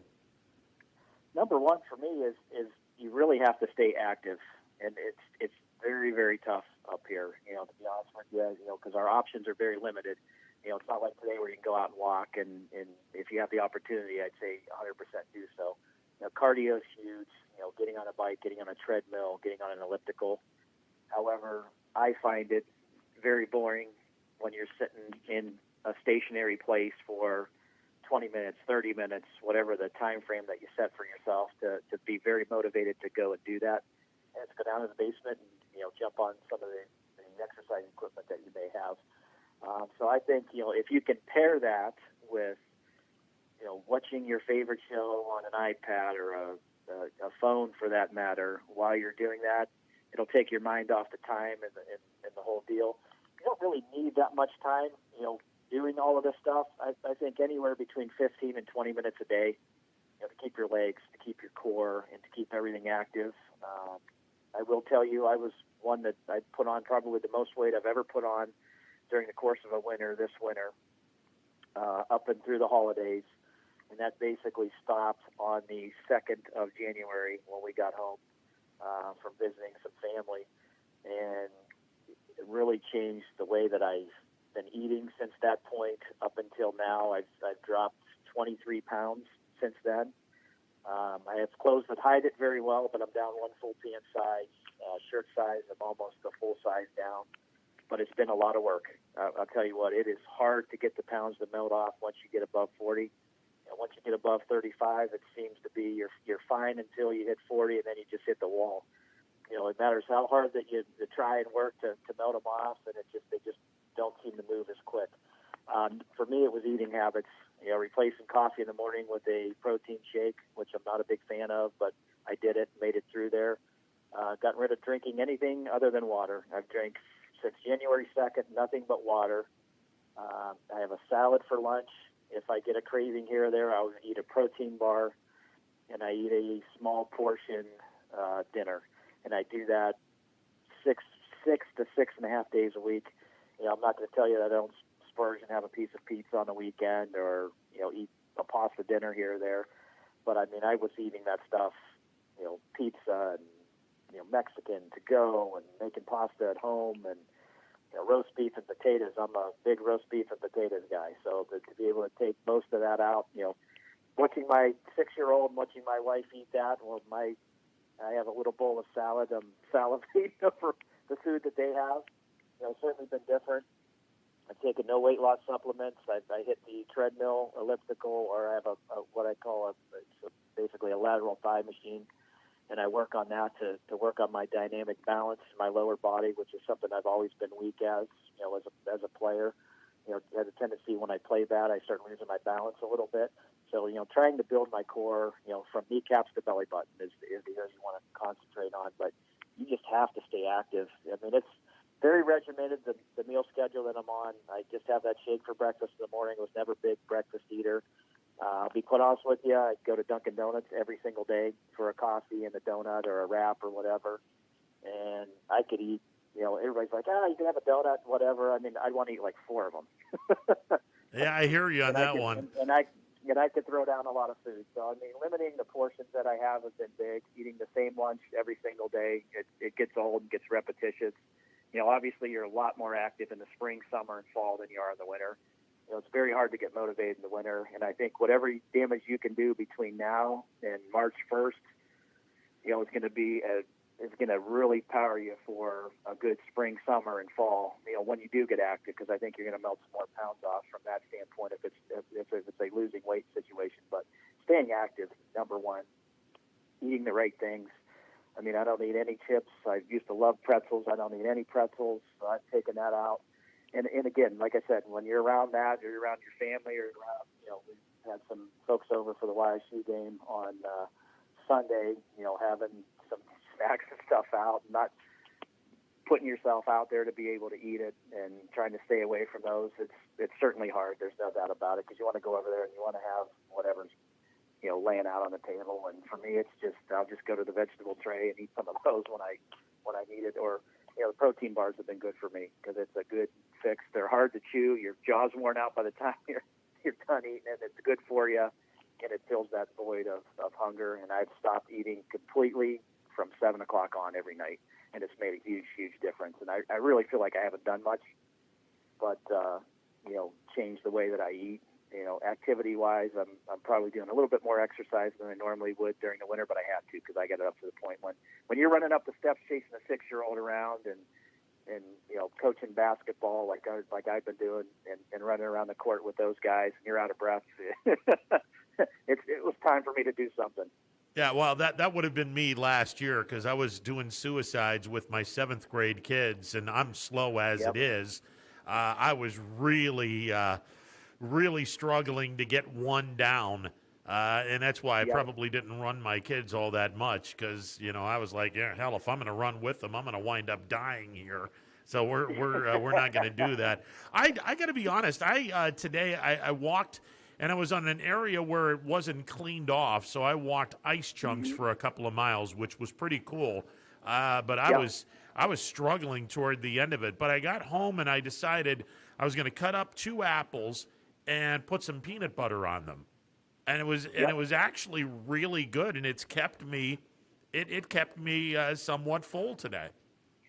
I'll tell you what, peanut butter is very good. And another one would be, and I know Giant Eagle sells them because we found them there. It's a buffalo flavored peanuts, and there's like an orange. It's got like a buffalo dry rub on them. It's kind of spicy, which I like spicy foods. Like literally, you only need like half a handful of those, and I'm like full after that. Anytime that you get these like little cravings throughout the course of the day, it's usually, I don't know if it's nervousness or just stress. That's when I like to eat or get a coffee or do whatever, and being able to eliminate that. I'll tell you what, up until when I first came here, I could literally sleep about 4 to 5 hours a night, and that was good. The last 2 years, I'm like wiped out by 9, 10 o'clock, and I'm back the way I used to be, getting up early and going to bed later, and getting a lot more stuff accomplished, and really enjoying my time. So I mean, you do tend to get sluggish when you get yourself down the wrong path. And it is, like I said, it is tough. It's probably the hardest thing I've done. It sounds like it's easy, but it's not. I mean, you're constantly craving, and I could eat a whole large pizza myself if I wanted to. I mean, that's the hunger factor, and that's how much food I could have. But if you want to be good at anything, or you want to be athletic, you want to be slim and trim, you can't.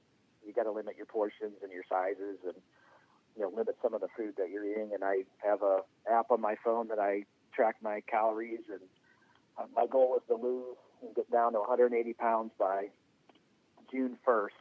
And it has the program that I'm on, so I'm losing 1 to 2 pounds a week, and I'm right on target. So, I do that, track my blood pressure now, and everything's good because I was on some blood pressure meds and went to the doctor this past Tuesday, and he's like, you're almost to the point where you don't need to be on them anymore. So it's kind of like, boy, that's a big difference. But I feel a lot better. And I'm anxious to see how it's going to translate when I do get the opportunity to get out and practice and play a little bit. And, my son's just getting interested in playing the game, so I'm sure I'm going to be playing a little bit more this year than ever before because he's now interested. So it's a good time. Needed to do it, and I think I picked the right time frame to do it. It's, like I said, it's been tough, though. Hey, Brian, always a pleasure, and I'm going to be heading your way after work. I'll get my 3 miles in. I might have to walk on the cart paths though, because the trail. I find that the trail is jam packed with people. The parking lot is full and then some. I'll tell you what, our park usage, as we track that, our police department and all that has been higher than it's ever been, and that was started with the COVID era last year, which is great to see because, I mean, we've done a lot of improvements in the park, and it's great to be able to showcase some of that to everybody, to say, hey, your dollars are going to the right spots, and we're, on target with making the place better than how we found it. So, I mean, to be able to walk in the cart paths now that we have them is super. I mean, I have like 60 cars in our parking lot right now. There's folks out walking, and it's beautiful out. So, having, been able to step out the door a couple minutes ago, it's not often that you get 50 degrees in this part of February where it's very nice out. It feels so much better than the 15 degrees we had last week. So it's a good thing. Hey, I'll see you over there at about a little after 3:30. I'll stop in the pro shop, say hi to you, and then make my 18-hole cart path walk. There you go. You got 2 to walk, north or south. So they're both ready to rock and roll. Sounds like a plan, brother. Always a pleasure. You got it. Have a great week. You as well. Brian Tolnar from Mill Creek. He joins us every Wednesday at this time on the MP Vivo Heating and Air Conditioning Hotline. Give me a timeout. We're back in a bit. Baird Brothers remains your source for fine hardwood products. For the time being, we're open for customer pickup only on weekdays, 9 a.m. to 4 p.m., and Saturday from 9 a.m. till noon. Place your order online at BairdBrothers.com. Baird Brothers, for the place you love. Quality, customer service, and integrity. Those are the 4 words that have driven our success since 1957 at Joe Dickey Electric. Joe Dickey Electric is one Mahoning Valley landmark business that stays current with the requirements of our customers. Family owned and managed, we are an electrical contractor and energy solutions provider. Every member of our team adds to his or her skill set through ongoing training. Residential, commercial, industrial, automotive, and more. We keep ahead of the needs of our customers with a fleet of more than 50 vehicles and 24/7 emergency service, so you're never left in the dark. The 4M Company, being an architect and construction manager for over 40 years, has had the opportunity to use many different electrical businesses for our projects. The depth, quality, and knowledge and attention to detail displayed by Dickey Electric makes them stand out above all the rest. For state-of-the-art expertise and a timeless commitment to our customers, contact Joe Dickey Electric. We are everything electrical. I went to Greenwood Chevrolet because I was really interested in looking at the tracks. Because I wanted my dream truck. Because I've been going there for 20 years. I think whenever we go there, whatever car we're looking for, they have tremendous inventory. If you're looking for people who care about you, Greenwood is the place to go. You know, it's like family there. The girls know me in service. It's Miss Kim in the Tahoe. I'm really happy that I went to Greenwood Chevrolet. Because they really went the extra mile for me. Now we're going the extra mile for you, only at Greenwood Chevrolet. Local teams are heating up the hardwoods, and you can keep up with all the action on and off the court with Five Guys Hoop News all season long on 21 Sports. Hello, I'm Greg Burbick with G. Burbick Farms. For the last 100 years, my family has farmed in Columbiana and Mahoning counties. I began raising cattle in 1996 with the goal of providing a better product for you and your family on the dinner table. Our grass-fed and grain-supplemented Black Angus beef are raised with no hormones, steroids, or antibiotics. We're known for our hometown-friendly service and incredible tasting products. We're locally owned and have customers across the tri-state area. Our products go from our farm to your family. Stop by our farm on New Buffalo Road or visit us on the web at gburbickfarms.com. Don't forget to like us on Facebook. G. Burbick Farms, it just tastes better.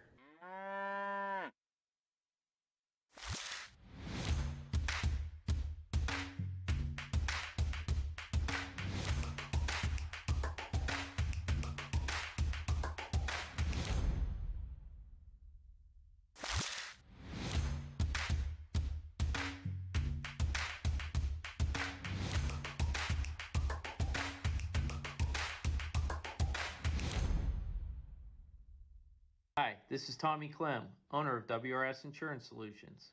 WRS Insurance Solutions is a local, independent agency that specializes in life, Medicare, long-term care, and disability products. Call us at 330-953-3722 or visit us at wrsinsurancesolutions.com to learn more. Good luck to all the student athletes in the Valley.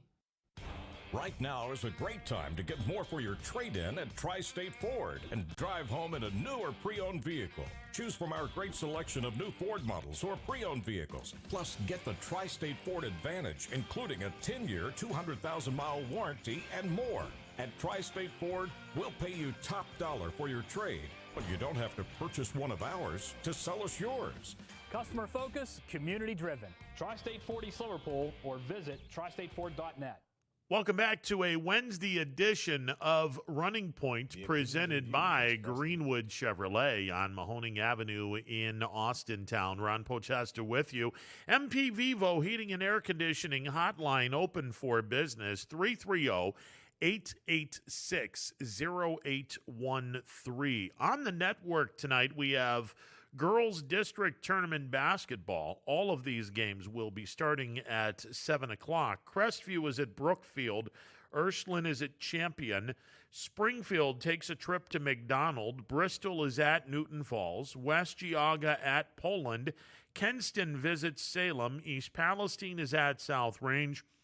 And Maplewood visits Western Reserve. These are all the games on the network tonight. One boys sectional opening round game, and we made mention both Beaver Local and East Liverpool are in action tonight. We will have the East Liverpool game as they host Duncan Falls Philo. Duncan Falls Philo coming to the iconic Potter Fieldhouse in East Liverpool for tonight's opening round of the sectional tournament between the Potters and Duncan Falls Philo. We made mention yesterday the area went 5-3 against non-area opponents. Now, the area, as it's defined, is Mahoning, Trumbull, and Columbiana counties, and the teams that you go up against are outside of those three counties. The area went 5-3 against the non-local basketball teams. We will have 3 more games tonight. Beaver Local is in action.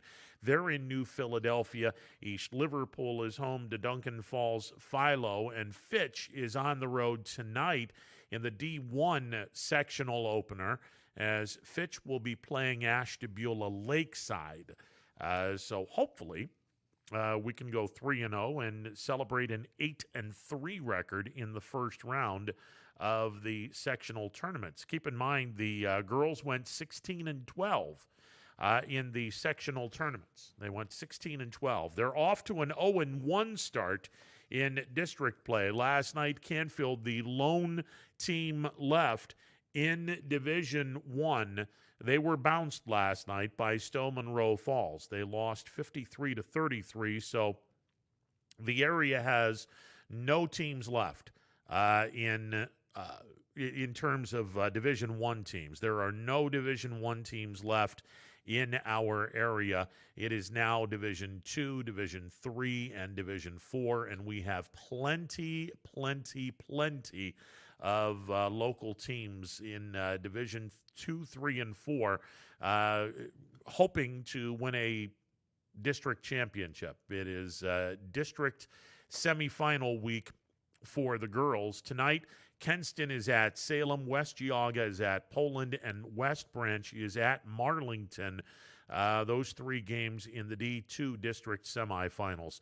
Division III, East Palestine is at South Range, Crestview at Brookfield, Rootstown visits Garrettsville, Garfield and Ursuline is at Champion. Division IV, Springfield is at McDonald, Bristol at Newton Falls, Maplewood at Western Reserve, and Jackson Milton at East Canton. Good luck to all of the local teams in the D2, D3, and D4 district semifinals. The district championship games will be played on Saturday afternoon.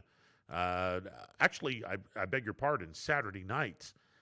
Saturday night for Division II, Saturday afternoon for Division III and IV. The district championship games are 1 o'clock, Division III and Division IV, 7 o'clock Saturday night for Division II. By the way, the other district semifinal game in Division II, 2 out-of-town teams. Perry is playing Canton South. That game is being played at Perry. If Canton South were to pull off that upset and Salem were to beat Kenston tonight, you would be looking at an all-EBC championship matchup between Salem and Canton South. Chances are that's not going to happen, but you know, we can always dare to dream. All right, we're going to take a timeout. On the other side, we will hear from the voice of the YSU men's basketball program, Rob Schmidt. He joins us next. It is a Wednesday edition of Running Point, presented by Greenwood Chevrolet on Mahoning Avenue in Austintown. No matter what the weather, be prepared with a reliable, efficient Rude gas furnace or air conditioner from MP Vivo Heating and Air Conditioning. Call your energy-efficient expert, MP Vivo, today for a free estimate. Here at MP Vivo, we rely on Rude, and so should you. Myers Family Insurance knows the importance of a great team. Our team continues to grow to help you with your Medicare and retirement needs. The annual election period is October 15th through December 7th. Now's the time to make sure your plan continues to meet your needs for the upcoming year. Call today. High-res Futurecast shows steady snow for the next few hours. Still just downright cold. it is bitter out there. Several strong bands of lake effect snow. Winds is kind of the big story today as well. So if you need a more detailed winter forecast on WFMJ.com and the Storm Tracker 21 app.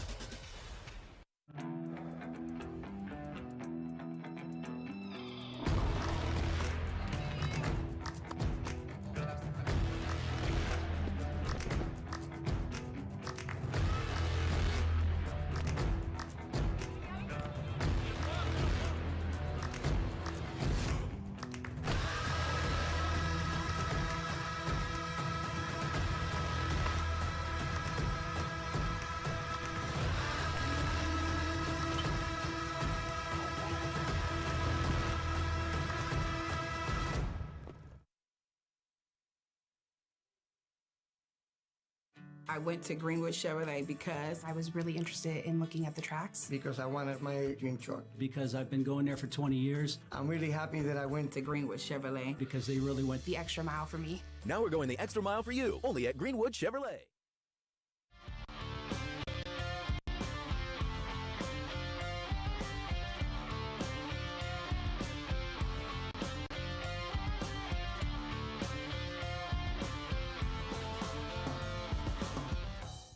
Welcome back to a Wednesday edition of Running Point presented by Greenwood Chevrolet on Mahoning Avenue in Austintown. I got to hold up my my beautiful Yeti that they gave me. Yeah. Man, I'm telling you, this thing is absolutely fantastic. Put some cold water and some ice in there, and about 9-10 hours later, the ice is still there. It's amazing. Anyway, if you're looking for a brand new or slightly used automobile and you're not looking to destroy your budget, before you put the pen to paper, make sure that you check out the good folks at Greenwood Chevrolet on Mahoning Avenue in Austintown. Give them a chance to earn your business. Trust me, you will not be sorry that you did. All right, let's go to the phone lines. The MP Vivo Heating and Air Conditioning Hotline, where we find the voice of the YSU men's basketball program, the one and only Rob Schmidt. Mr. Schmidt, sir, how are you today? I'm doing well for a Wednesday. All right, we're one day closer to the first round of the Horizon League men's and women's basketball tournament. Both the men and the women are home on Thursday. The women will play the Mastodons from Purdue-Fort Wayne. That tip-off is set for 5 o'clock. And the men will be tipping off against UIC on Thursday night at 8 o'clock. I like both teams' chances on Thursday, Rob. Well, I'm not going to lie. I would agree with you. I think at least, the way things played out, the women, you never know. Something weird could always happen. Their chances are really good of advancing to the next round, having already beaten Purdue-Fort Wayne and a team that only had one win on the women's side of the ledger. For the guys now, they split those two games against UIC, probably should have won both, got beat on the buzzer beater, and they did it without Darius Quisenberry. So, yeah, I like the guy's chances tomorrow to beat UIC. The only thing working against him is, the Flames are a veteran team. They've got a really good guard in Tavion Kirk, and YSU's never beaten them in the postseason. So, a lot of averages you would hope would finally even out and give the guys a win in the tournament. Okay, so they played IUPUI on Friday. You blew a sizable lead in the second half. The Penguins wind up losing on Friday night to IUPUI. It was a really, really tough loss, 72-70. But give the Penguins some credit.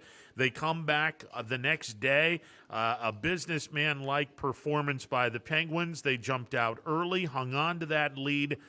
They beat IUPUI 77-70. Well, and the way I look at it, too, and I told one of the assistants, I said, I think if I'm not mistaken, YSU's longest winning streak for men's basketball, at least in the Division I era, has been 7 wins in a row. So had they won that game on Friday and then followed it up with the win on Saturday that they eventually got, that would have been 7 straight wins to close out the regular season. So that means moving into the tournament, it would have been uncharted territory. No school, no team had ever won more than 7 in a row. So to string together 4 more wins, you got to think is going to be unlikely. So I said to the assistant, look at it like this. It didn't affect your seeding other than you could have been 5th playing Robert Morris. As it turns out, you were 6th and you play UIC. That was really the only difference that winning and losing Friday's game against IUPUI made a difference to her, because you weren't getting a top 4 seed since Oakland and Northern Kentucky both won on Friday. So I said, you've already won 5 in a row, because that loss on Friday had ended their 5-game winning streak. So now you win on Saturday, you've got to win 4 games in the tournament. There's another 5-game winning streak. You've proven that you can win 5 in a row. No one has ever proven that they can win 11 in a row. So, we were trying to find that old silver lining, and I just think, it takes a little bit of pressure off that you're not carrying a 7-game winning streak into the thing. I still think they're confident. They closed out the year winning 6 of 7. So I think they're confident. I think they've had a couple of good days of practice, and that should carry over into tomorrow night's game. Honestly, they're coming into the tournament on a really good note. As you mentioned, they've won 6 of their last 7 games. I'm good with that, and the fact that Cleveland State is the number 1 seed. Youngstown State's not going to be playing Cleveland State in the quarterfinals. It's statistically impossible for the Penguins to play Cleveland State in the first round, and more than likely they'll wind up playing either Oakland or Northern Kentucky, maybe Wright State. No, it would be either Oakland or Northern Kentucky. So their path is good. They've proven that they can beat Northern. They lost 2 up at Oakland, but didn't have Quisenberry, and he makes a big difference on the floor. So, you just can't go looking ahead. They've got to play a full 40 tomorrow against UIC, and they've got size, they've got veteran leadership. They beat the Penguins last year in the second round of the tournament. Now they've completely flipped their emphasis because they've lost those 3 guards from a year ago. But they've still got Maurice Commander who hit 6 threes in game 2 here against YSU. And Tavion Kirk had a triple-double earlier this year. So the guards are really good. The height is a problem that UIC has. Braylon Bridges is really good, even though he may not be 100%. Their length is a problem. And rebounding will be a big key in that game tomorrow. I was really happy to see Shamar Rattan-Mays make the all-freshman team. And, here's a kid that on Friday nights, he struggled mightily from the floor, went 0 of 10 from the floor, zipped for 5 from three-point range. But he was able to dish off 7 assists. And then Saturday he comes back and he scores 14 points in the ball game. So, Rattan-Mays, he was definitely deserving of the all-freshman team. I thought Garrett Covington very much deserving of the all-defensive award. I just don't understand for the life of me how this league continues to not give Naz Bohannon the respect that he deserves. I mean, okay, he's on the second team, that's great, but somebody needs to tell me and say it with a straight face that there are 5 guys in this league better than Naz Bohannon, because I'm going to tell you right now, there isn't. No, I agree. And, the difference this year's voting, and the only reason it didn't rub me raw was the coaches were the only guys to vote on the awards this year. They did not allow the athletic communications department. They did not allow the broadcasters or the media to vote. And I think part of it was because the SIDs didn't always travel. The radio broadcasters didn't travel to every game. I was fortunate I was able to, and so was Jamie Hall. But, not all the schools were able to travel their SIDs and broadcasters. And, the beat reporters didn't always have access because of COVID. So I think they just limited it to the coaches. So it was the coach's decision to place Naz on the second team. I agree with you. There's not a more well-rounded player in this league that can do all 3 things the way Naz can and the way he carried us. At the midway point of the season when Darius wasn't around. Sometimes they get caught up in numbers, but yeah, I agree. And obviously we're a little biased, but I think if you look at it realistically, then Naz should have been on the first team. Happy that he got second team. He deserves that. But I'm with you. I think he deserved the first team honors. And for Samar, he's just so steady. You know, he didn't win freshman of the week like the kid from Northern Kentucky did. He didn't have any of those 30-point explosions, but he was so consistent in his first year with the Penguins and what he was able to do, whether it was score or distribute. He was a steadying force back there. And, you know, Garrett's now in the top 10 all-time at YSU in most career steals. You know, he's the guy that, you know, they'll put on, I would imagine, Tavion Kirk tomorrow or Maurice Commander if he gets hot from beyond the arc. Those three guys are very deserving. And, you know, if Darius Quisenberry didn't have an injury-filled year, you know, you're looking at a fourth guy that would have received an honor. Rob Schmidt, the voice of the YSU men's basketball program, joining me on the MP Vivo Heating and Air Conditioning Hotline. And we can sit back and, you know, and say, okay, you know, we're the 6th seed. You know, we'll feel sorry for us. Look, at the end of the day, everyone's 0-0. Yep. And now it's time to play some basketball. It's a single elimination tournament.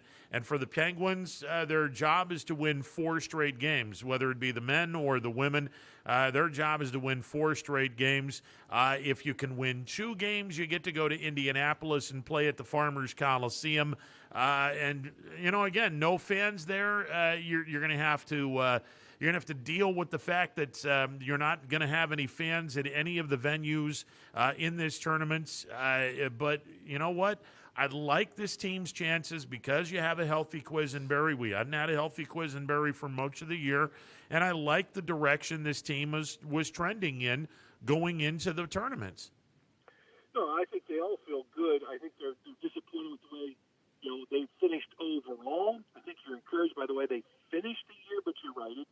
Coach Calhoun, he said that everybody's 0-0, and that's how you approach every tournament. It doesn't matter what level you're in because anything can happen, and we've already seen it in the high school ranks. You know, we've had upsets, so you can't look ahead. You can't sit there and lament. You know, we didn't get a top 4 seed, so now we got to play because the minute you do that, you're done. And you know, these guys are only going to go as far as they want to. You know, I've been around some teams that, you know, they wanted to go deep and they wanted to play, and I've been around other teams that, you know, wanted to get to spring break and they wanted to get out of town and be gone for a week. And those are the teams that, you know, to get into a tournament and to make a run and to be where everybody in this area wants to see you get, and that's to the NCAA. It's a long process, and you know, people scoff at some of those auxiliary tournaments like a CIT or a CBI, and I've always said that if you're not used to making a run in the NCAA tournament like a Duke or a Kentucky, where the players know every year how long of a season and how grueling it can be, when you get to early mid-March and you're still playing basketball, if you're not used to it, it's hard to get up and continue to go out there and play. So, you know, it's a mental thing at this stage, and where our guys are mentally right now, I think it's a pretty good place. Rob Schmidt joining me on the MP Vivo Heating and Air Conditioning Hotline. Okay, so they have really spread out the Horizon League tournaments. The men's and women's tournament will open up on Thursday, February the 25th. We made mention the women will be playing the Mastodons from Purdue Fort Wayne beginning at 5 p.m. The men will be playing the UIC at Beagley. That game will start at 8 p.m. And then on Tuesday, the quarterfinals will begin. You'll play the semifinals the next Monday. So you're essentially throwing this out for 2 weeks. They're really stretching this out because your championship games for men and women are going to be on Tuesday, March the 9th, and then 5 days later on Sunday, March the 14th. That's Selection Sunday. And then I'm going to say middle of the month, around St. Paddy's Day, the Field of 64 will play. But it's interesting how they're stretching things out a little bit this year in the Horizon League tournament. Well, it's all based on COVID testing, and that's the reasoning behind all of this. You know, during the regular season, as you well know, you were playing Friday, Saturday, and then they would have Sunday, Monday, Tuesday, Wednesday, Thursday, your 5 days to test. So, you know, you're testing 3 times a week. So what they're doing is they're spacing this out for testing purposes. So between Saturday and today, you shortened the day, but the guys were still testing, and even Thursday to Tuesday is shortening a day. But Tuesday to the following Monday is 5 days for test. It's all based on the COVID tests to make sure that teams are not positive. There's no contact tracing, and everybody's healthy and can play. Rob Schmidt joining me on the MP Vivo Heating and Air Conditioning Hotline. And the further you go in this tournament, you'll get some noise. Once you get to the semifinals, the men will be on ESPNU or ESPN2, and the women in the championship game, they'll be on ESPNU. The men's championship game will be on the mothership or ESPN2. Unfortunately, our guys have been on some national telecasts during the course of the season at Northern Kentucky, and which was a win. Which was they played very well there, and had one other game at Wright State, which they were on national television. So they've done well both times. I don't think that part won't affect them. I think the excitement builds with each round. I think you're excited to be playing tomorrow. The unfortunate thing, and Coach Calhoun's come out and already said it, that when you get a home game in the opening round of the tournament, the reason you want to play at home is because your fans are there to support you. Whether it's a lull in the game or an exciting part for your team, and there are no fans this time, as you had remarked earlier. And so the following round, you go on the road, and there's no fans, but the excitement continues to grow because once you get to Indianapolis, now you're in the semifinals. You just want to get to the championship game and let things, fall as they may. Well, it all begins on Thursday against UIC, and look, I mean, we saw UIC 2 times at Bigley. The first game, UIC got us on a buzzer beater. Second game, Youngstown State came back and was able to knock off UIC. As you mentioned, Rob, this is a team that has eliminated the Penguins. They eliminated them last year from the tournament. That game was not played on campus. It was played in Loyola for whatever reason. We owe them a little return.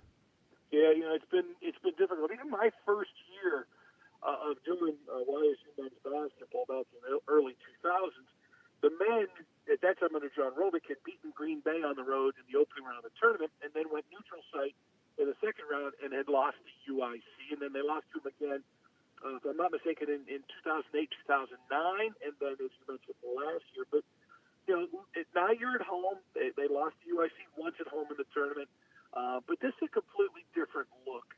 Now both teams are going to tweak some things. I expect UIC to try and clog the middle and keep, Naz Bohannon at bay. Naz attempted 44 shots in the 2 games during the regular season, but again, I think he had to. So, I think they're going to try and clog up the middle a little bit. I just think, I think our guys can get to the basket. That'll be the big difference, and can they rebound against the Flames? Should be an awful lot of fun on Thursday. Game time scheduled to start at 8 o'clock. That all depends on how fast the women's game is. That begins at 5 o'clock. The YSU women taking on the Mastodons. If it's a lengthy game, then I would imagine that 8 o'clock start's going to get pushed back. I would think at the most, as we had done in a couple of doubleheaders already this season, that if it would get pushed back, because they have to fog the place and missed it. For COVID, it might hit 10 minutes late. We might go at 8:10. I'm hoping the women dispose of Purdue Fort Wayne pretty quickly, but we could go anywhere from 8:05 to 8, and I don't foresee it going any later than that. Rob, 3,600 tickets are available for the YSU football team on Saturday against Northern Iowa. And some people have asked me, Penguin Club members, do they get first crack at this, or is it a point of first come, first serve? It's now a point of first come, first serve. When they first announced ticket sales for the football games, the four games we're playing at home this spring, they gave the Penguin Club members, first dibs, so to speak. At that time, we were only expecting to have 1,500 fans. Then the following week, they allowed season ticket holders to purchase tickets, and then they opened it up to the general public. And now that the variance has been increased to 3,600, it's first come, first serve. And it's been busy at the athletic ticket office as people are getting their tickets for this Saturday's game against Northern Iowa, the $20 each. There really are no season tickets this spring. It's it's all on a per-game basis. And again, the big thing is no sales the day of the game. So if you're coming to Saturday's game against Northern Iowa, which kicks at noon, you've got to get your tickets today, tomorrow, or Friday. No sales the day of the game. All right, let me ask you, for the suite holders, and there are plenty of suite holders at Stambaugh Stadium, what is their status, Rob? Well, as I understand, they are going to be allowed to have the loges or the suites open on game day, but much like everything else, there will be a limited amount of people. There may be no more than 10 allowed in an individual loge. So they have tried to limit the space. They'll do everything that they are supposed to do to meet all safety protocols, whether that's social distancing, making sure that there's hand sanitizers in the hallway, no one is gathering in the hallways. So they'll do what they need to maintain safety. But yeah, there won't be a normal crowd in the suites or loges at Stambaugh on Saturday. There will be a limited amount of people allowed. Yeah, it's just a shame that that COVID is ruining in terms of attendance for the basketball game on Thursday. It's going to be weird not having people in a tournament-style basketball game. Oh, we could have had easily 4,500 people there tomorrow night for the two games at 5 and 8. And, I think even last weekend for the two doubleheaders on Friday and Saturday, you would have averaged 4,500 people or more for those two doubleheaders. It's a shame. I know Coach Calhoun was one of those guys who was a proponent of at least having parents in attendance, and the league felt for the betterment of its tournament, they decided to have no fans. And there's been some pushback because the NCAA has said they're going to have limited fans. So why can the NCAA have fans in its tournament games, and the Horizon, probably amongst other leagues, says no fans? So it's been a discussion all year. I'm sure the league wanted to err on the side of caution, but it's unfortunate your parents can't even come to the game. I mean, I'll even take it a step further. Last night I was broadcasting a game between Crestview and United, a Division III high school basketball game in Ohio, and there were fans. I mean, it's frustrating as a Penguins fan. It's frustrating knowing that you can go to a high school tournament basketball game, but you can't see your team play in a college tournament. It's frustrating. No, it's been difficult. And it all comes down to the testing and the different tiers. Like, for you and I tomorrow, we're not allowed on the floor at all. They've extended this in the tournament, so everybody on the floor, whether it's coaches, players, the scorer, the people at the media table, like Jamie Hall and John Vogel and Trevor Parks and whoever's keeping score and the clock, the official score, they now all have to be tested. If you're on the floor, you have to be tested. If you're not, you're considered Tier 2. And, where we're at immediately this year, we're elevated. We're on one of the decks. No access to the floor at all for anybody that's not being tested in the tournament. So somebody's going to have to physically give us the starting lineups, which normally I would go down on the floor, chat with Greg Goulas with my mask on, and make sure that I have the starting lineup to give to you. So in other words, I can't go on the floor to do that. Somebody is going to have to give us the starting lineup. That'll be our guy, Jamie Hall. There you go. We've got him. He's been great this year. And he's always been on top of things. So I'll make sure that he'll always make sure that we get what we need. He'll be our guy. We'll have no access to the floor, the score table. Whatever we do is in our little self area on the decks in Beagley. Oh, well, let me ask you, how is that going to affect the women's broadcast at 5 o'clock with Dre, because he's on the floor? Well, Dre's testing. So I opted not to test because I'm not on the floor with our broadcast center, whereas Dre is on the floor. So Dre doing the women, and he'll end up doing the men's game on radio, since he and I are strictly going to be on the TV side. He is tested, so that's why he's able to be on the floor. All righty then. Rob, always a pleasure, sir. Look forward to working with you on Thursday. Look forward to it, buddy. All right, see you. Good time. Rob Schmidt, the voice of the YSU men's basketball program, calling in on the MP Vivo heating and air conditioning hotline, don't you know? We'll take a timeout and be back with more. It's a Wednesday edition of Running Point presented by Greenwood Chevrolet on Mahoning Avenue in Austintown. WRS Wealth Advisors is the area's premier wealth and retirement specialist. With our combined 70 years experience and comprehensive wealth strategy, we assist our clients attain their goals. Call 330-965-0370 to learn more about our individual and corporate financial planning services, or visit wrswealthadvisors.com. Good luck, athletes! Hi everyone, this is DJ Yoakley with Your Sports Network. We appreciate your support of YSN and welcome you to the YSN family. Our broadcast streams are brought to you live at no cost to you by sponsors that are local to this community. Without the vision and generosity of our sponsors and partners, we would not be able to bring this game to you today. So please support the great businesses and leaders that are making this game possible. And if you're a business in need of great advertising and sponsorship opportunities, feel free to head over to our site for more information on the right fit for you. We are local, we are loyal, and we are live. We are YSN. Ah, the details.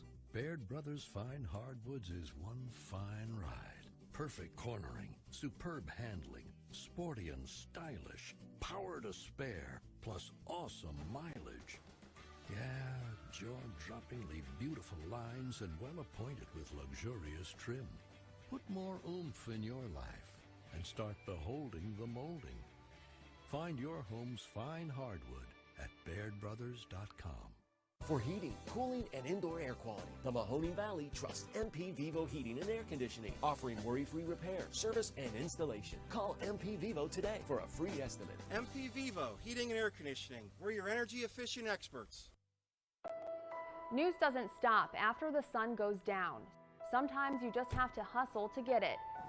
At 21 News, no matter how far it is, no matter what it takes to get there, we're working to bring you the best stories and the freshest content at 11 p.m. with the context and clarity that makes it worth staying up for, no matter what time it is. 21 News at 11 with me, Aaron Simonek, and Derek Steyer. 21 News at 11, news that's worth your time. Welcome back to a Wednesday edition of Running Point presented by Greenwood Chevrolet on Mahoning Avenue in Austintown. If you're in the market for a brand new or slightly used automobile, I urge you, I don't want to say I order you because that's just not right, but I do urge you to shoot over to see Greg Greenwood and the folks at Greenwood Chevrolet on Mahoning Avenue in Austintown. You will be glad you did. All right, here's the basketball games on the network tonight. We got a ton of girls' district semifinal action on the network tonight. Crestview is at Brookfield, Ursuline at Champion. Springfield takes a trip to McDonald. Bristol is at Newton Falls. West Geauga is at Poland. Kenston will visit Salem. East Palestine is at South Range, and Maplewood will visit Western Reserve. One boys sectional first round opener, Division II from Potter Fieldhouse in East Liverpool. The Potters will be hosting Duncan Falls Philo. All of those games are on the network tonight, so it's real simple. It's $9.99 pay-per-view. That is our price come tournament time because, well, we have to absorb the costs of doing business with the OHSAA, and they're charging a certain amount of money per game that we do in terms of covering our teams on the YSN family. So $9.99 is the pay-per-view. It gets you access to all of the games on our network tonight. So how many games do we have on the network tonight? 2, 4, 6, 8, 9 games on the network tonight. 8 girls tournament games, 1 guys tournament game, 9 games. So you have access to all 9 games. You pay $9.99 for our pay-per-view. Those are the games that we have tonight on the network. 8 girls district semifinal games, 1 boys first round sectional game. Those are the games tonight on the network. So hopefully our local teams will will win, and we'll go from there. Best of luck to all the local teams, by the way. We made mention yesterday, the boys tournament opened up. We are currently 5-3. Our local teams are 5-3 against the out-of-town opponents. Last night, Division II sectional first-round tournament games. Struthers beat Niles, no surprise there. Streetsboro defeated East. Canfield over Ravenna. Lakeview got past Howland. Salem better than Girard. West Branch over Hubbard. And Cheney knocked off West Geauga. So congratulations to Struthers and Canfield and Lakeview, Salem, West Branch, and Cheney, all local teams that were victorious. Division III, Camel got past Middlefield Cardinal by 1 point. Champion better than Rootstown. South Range upended Conneaut. Mineral Ridge over Columbiana. Crestview knocked off United. Jefferson upended Grand Valley, and Newton Falls over East Palestine. The only real big upset on the tournament trail happened last night in Division IV. Southern Local, who won the EOAC outright with their victory Friday night in Leetonia, they were beaten last night by Matthews, 57-56. So down go the Indians. The Indians out of the tournament. Man, that surprised an awful lot of people. Matthews will be playing Heartland Christian. That game will be played in Youngstown, in Columbiana, as Matthews will be playing at Heartland Christian. Heartland Christian was supposed to be going to Southern, but hey, Matthews pulled off the surprise, and that's what tournament basketball is all about, having those away teams knocking off the home team in the tournaments. Wellsville knocked off Badger last night. St. Thomas Aquinas beat Chalker. Brookfield over Lordstown. McDonald knocked off Bloomfield. Valley Christian better than Maplewood. Lake Center Christian beat Leetonia. And Jackson Milton over Western Reserve. So your sectional title games on Friday night, there are going to be a bunch of games on Friday nights. Here's your sectional title games. Geneva will be at Struthers. Canfield at Ursuline. Lakeview at Poland. Louisville at Salem. Marlington at West Branch, and Ashtabula Edgewood at Cheney. Those are all of the D2 sectional title games. D3 sectional title games. Camel is at Springfield. Champion at Southeast. Berkshire will visit Pie Valley. South Range is at Garrettsville Garfield. Mineral Ridge travels to Mooney. Crestview is at LeBray. And Liberty will travel to Newton Falls. And in Division 4, Matthews is at Heartland Christian. St. Thomas Aquinas at Bristol. Brookfield at Lowellville. Ashtabula St. John at McDonald. Wyndham will visit Valley Christian. Lake Center Christian will visit Warren JFK. And Sebring will take on Jackson Milton in North Jackson. Those are the games on Friday. On Saturday, Warren Harding will be playing the winner of Massillon Jackson and Akron Ellett. If Massillon Jackson wins, Harding would go to Massillon. If Akron Ellett wins, Akron Ellett would come to Warren Harding. If that's, I believe that is the case.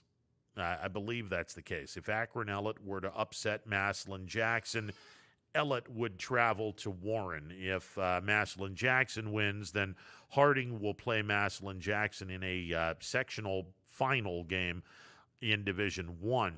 The Fitch Lakeside winner tonight will travel to Akron-Hoban to take on Akron-Hoban on Saturday at 7 o'clock. And Boardman will be hosting the winner of Lake and North Canton Hoover. Whoever wins that game tonight will be traveling to Boardman on Saturday night for the sectional title game. So there you go. All right, 330-886-0813, the MP Vivo Heating and Air Conditioning Hotline, open for business. We'll take a time out, be back with more. Stick around. When looking for home design inspiration, don't just be inspired, be Baird inspired. Whether new or remodeling, Baird Brothers has the latest trends like shiplap to refresh your home.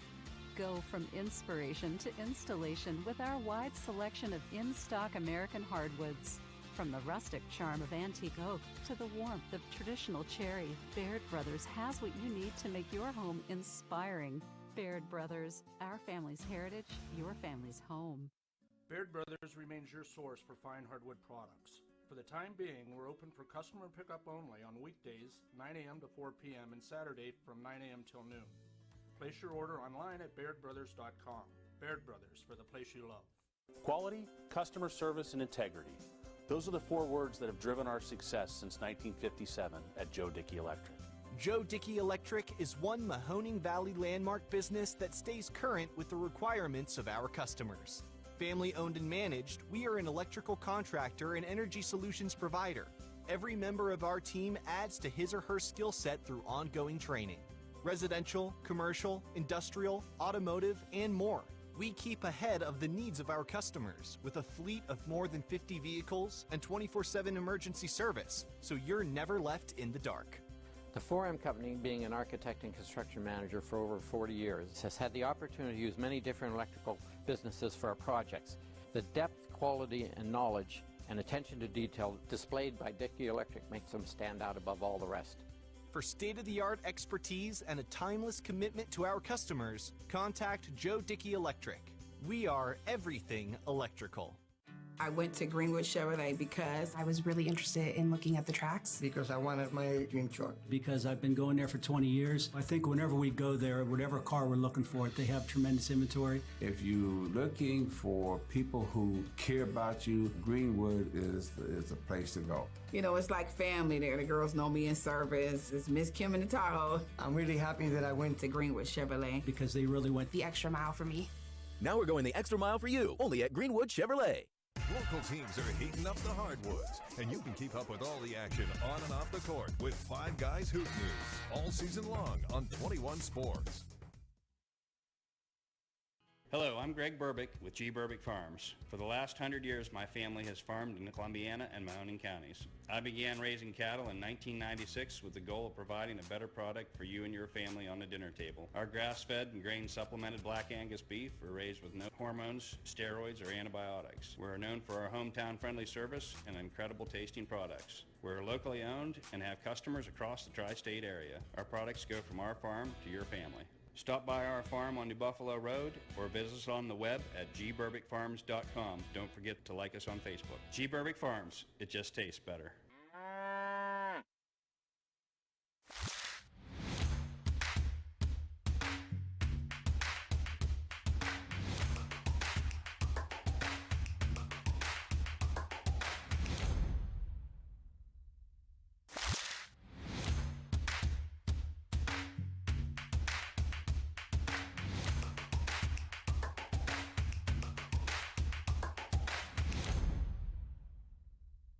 Hi, this is Tommy Clem, owner of WRS Insurance Solutions. WRS Insurance Solutions is a local independent agency that specializes in life, Medicare, long-term care, and disability products. Call us at 330-953-3722 or visit us at wrsinsurancesolutions.com to learn more. Good luck to all the student athletes in the Valley. Right now is a great time to get more for your trade-in at Tri-State Ford and drive home in a new or pre-owned vehicle. Choose from our great selection of new Ford models or pre-owned vehicles. Plus, get the Tri-State Ford Advantage, including a 10-year, 200,000-mile warranty and more. At Tri-State Ford, we'll pay you top dollar for your trade, but you don't have to purchase one of ours to sell us yours. Customer focus, community driven. Tri-State Ford East Liverpool or visit tristateford.net. Planning a project around your home or rental property? Trust the electrical service to the local experts with 62 years of serving the Mahoning Valley. Joe Dickey Electric is your local go-to source for responsive, reliable residential electrical work. From everyday maintenance and repairs to new installations, electrical upgrades, and safety inspections, no job is too big or too small. Call Joe Dickey Electric today, 800-549-3976, or visit DickeyElectric.com. That's DickeyElectric.com. Welcome back to a Wednesday edition of Running Point presented by Greenwood Chevrolet on Mahoning Avenue in Austintown. We made mention yesterday of the hardware that was given out by the Horizon League. Nneka Obiizer named the Women's Basketball Freshman of the Year in the Horizon League.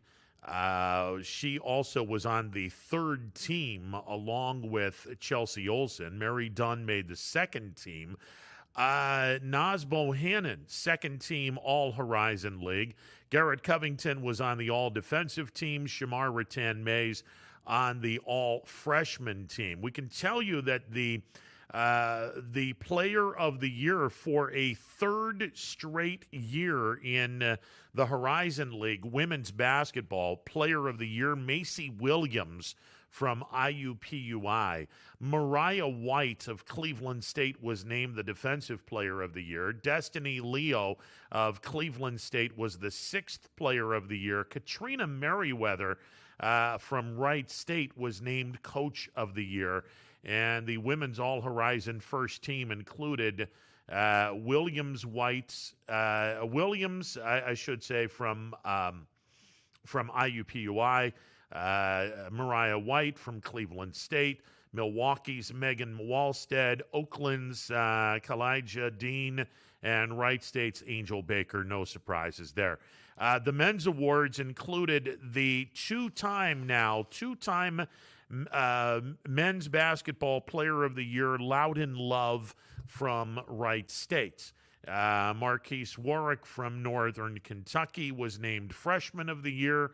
Trey Gamillion from Cleveland State was the defensive player of the year.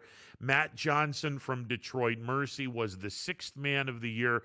And Dennis Gates from Cleveland State was named coach of the year for a second consecutive season. The men's All-Horizon First League team, Loudon Love, obviously. Torrey Patton from Cleveland State, Detroit Mercy's Antoine Davis, Jalen Moore of Oakland, and Wright State's Tanner Holden. Northern Kentucky senior and Garrettsville Garfield grad Grayson Rose was also named to the women's all-defensive team. So Garrettsville Garfield graduate and Northern Kentucky senior Grayson Rose on the women's all-defensive team. So that was the hardware that was given out yesterday by the Horizon League. And I will just continue to say, you cannot tell me that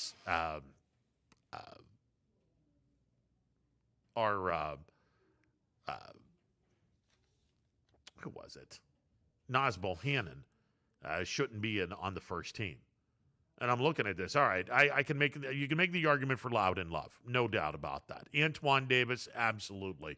Torrey Patton, Jalen Moore, Tanner Holden. Again, Naz Bohannon should have been on that list. But, again, it wasn't decided by anyone but the coaches. And obviously the coaches, they made their choice. And, I'll agree to disagree, even though the coaches, it brings a little bit more credibility to it because the coaches got involved in this. And that does bring a lot more credibility than just having the coaches, but also members of the media and some other folks. It just, understand. I don't necessarily agree with what they did, though. I'm just saying. Cavaliers ended a 10-game losing streak last night. They knocked off the Hawks 112-111. Cavaliers in action tonight. They're playing the Houston Rockets. Pittsburgh got 2 points last night. They get a victory over Washington in overtime. Penguins are right now tied for third in the Eastern Division. Boston leads the Eastern Division with 24 points.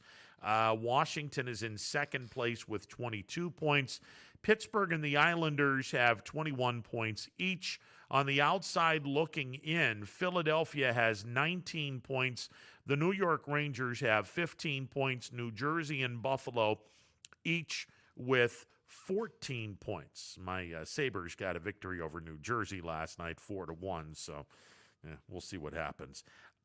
Pittsburgh will be playing Washington on Thursday night, and the Blue Jackets, who are currently on the outside looking in the Central Division, they lost in a shootout to Chicago 6-5. Blue Jackets get a point, but they didn't get the 2 points. They are currently in 5th place in the Central Division, top 4 in that division. The Florida Panthers are currently at 26 points. Carolina is at 25. The Chicago Blackhawks are at 24. Tampa Bay is at 23. The Columbus Blue Jackets are 2 points off the pace at 21. And then we take a little bit of a dip. Nashville is at 16 points, Dallas at 14, and Detroit at 13. So there you go. All right, 330-886-0813, the MP Vivo Heating and Air Conditioning Hotline, open for business. DJ and the fellas have Power Hour coming up at the top of the hour. I'm sure DJ is going to have some stories from his trip to Alabama. And again, goes back to Louisiana this weekend. The Penguins will leave on Thursday, fly into Louis Armstrong Airport in New Orleans, and then take a bus to, I think it's Gonzales.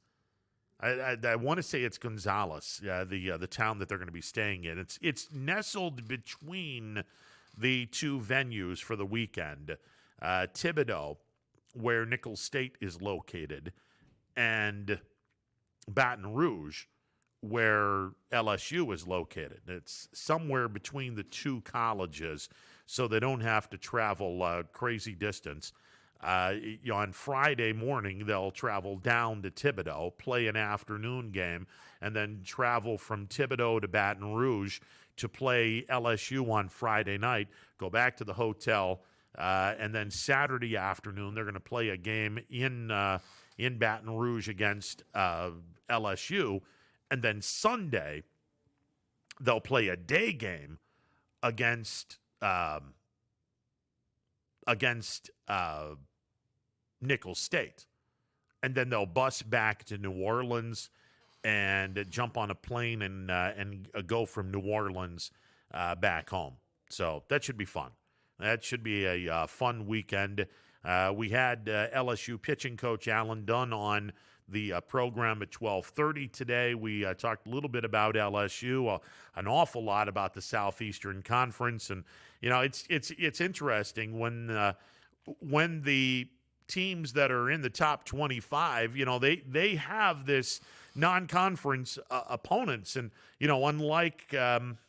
unlike us, where we can only go, at least for the time being, where we can only go to venues on the weekend. LSU is going to be playing, or they played Monday night. They're going to be playing a game tonight against the Ragin' Cajuns, and then they will be playing your Friday night game against YSU, a doubleheader on Saturday, afternoon game against the Penguins, a Saturday night game against Nicholls State. They're off on Sunday. So it'll be interesting to see how this transpires as Nicholls State, LSU, and Youngstown State all getting together to play each other. It'll be really interesting to see how this transpires. But again, LSU is ranked number 12 in the country. Everyone and their brother is going to be wanting to take their best shot at a school like LSU. Think about it. When Youngstown State played Mississippi State a couple of years ago, Mississippi State was in the top 25. And I believe Youngstown State won one of those games. I know that they took 2 out of 3 from Houston, who was ranked in the top 35 in the country. So when you're playing a top 25 team, your juices are going to be flowing in a big way. And I'll be curious to see how Youngstown State performs. And when we had Dan Bertolini on yesterday, one of the things that reared its ugly head yesterday or over the weekend was the fact that Youngstown State didn't get really that good of a chance to go out and, play outdoors before their trip. I mean, it was so dang cold up here. They just weren't able to do that. Now, it's great to be in the Watts, don't get me wrong. And the Watts is a godsend for this baseball team and all of the other athletic teams that Youngstown State has. The Watts Center is a godsend. Trust me when I tell you this. But it's a big difference between playing inside the Watts and trying to have a full bore as to where this ball is going to go and off the crack of the bat or the ding of the aluminum, if you will. Tracking fly balls, it was tough because the team was not outside. Now, yesterday, weather was pretty nice. Today, oh man, the weather's absolutely gorgeous. So would hope that today will be a day where the Penguins can enjoy some time outside and some time to work on tracking those fly balls yesterday and today. So this weekend, when they're playing in Louisiana, the forecast is, calling for some great weather Friday, Saturday, and Sunday. Hopefully, tracking of the fly ball will not be that big of an issue this weekend when they're playing, whether it be in Thibodaux, Louisiana, or in Baton Rouge, Louisiana. Hopefully, it will not be that big of a deal. And I will tell you right now, the weather forecast on Friday, 81 degrees for a high. Sunday, 84 degrees for a high. A stray shower or thunderstorm is possible. I guess it's only a 20% chance. But it'll be very warm in Louisiana. It'll be in the low 80s in Thibodaux, excuse me. And in Baton Rouge, Friday night, in the high 60s, mid 60s. And then on Saturday, it'll be 80 degrees in Baton Rouge and gorgeous weather. So you get to play summer-like weather, which will be fine for the kids, for sure. All right, we'll take a timeout and put the wraps on this one. It is a Wednesday edition of Running Point presented by Greenwood Chevrolet on Mahoning Avenue in Austintown.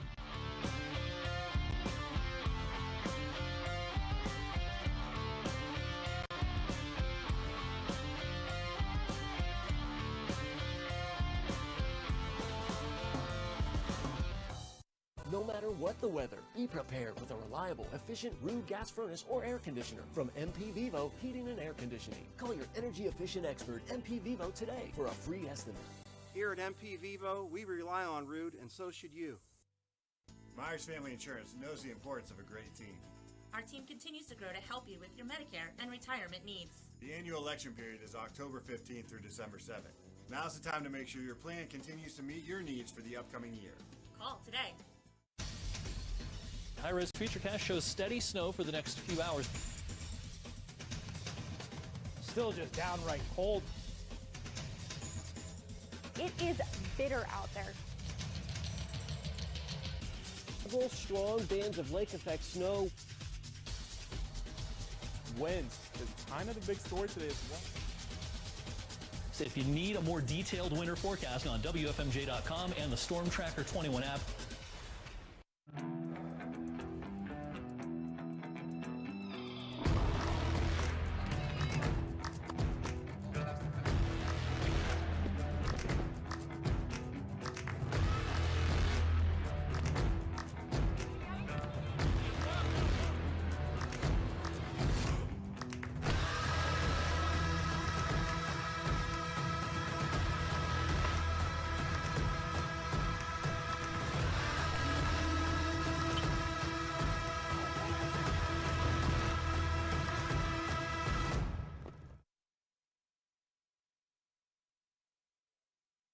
I went to Greenwood Chevrolet because I was really interested in looking at the tracks. Because I wanted my dream truck. Because I've been going there for 20 years. I'm really happy that I went to Greenwood Chevrolet. Because they really went the extra mile for me. Now we're going the extra mile for you, only at Greenwood Chevrolet.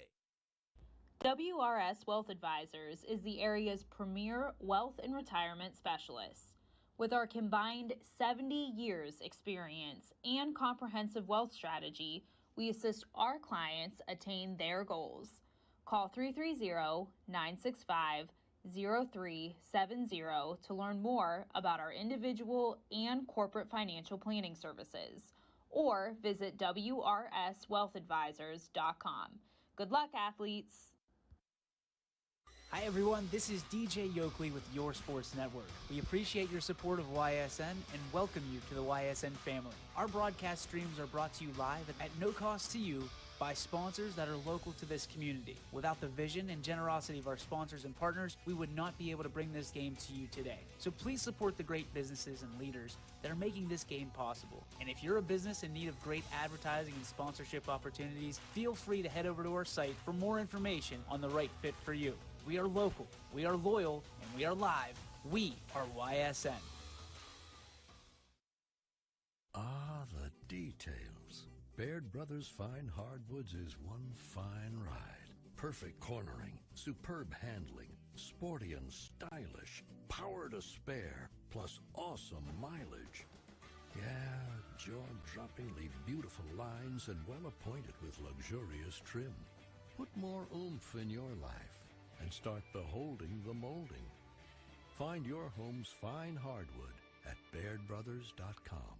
For heating, cooling, and indoor air quality, the Mahoning Valley trusts MP Vivo Heating and Air Conditioning, offering worry-free repair, service, and installation. Call MP Vivo today for a free estimate. MP Vivo Heating and Air Conditioning. We're your energy-efficient experts.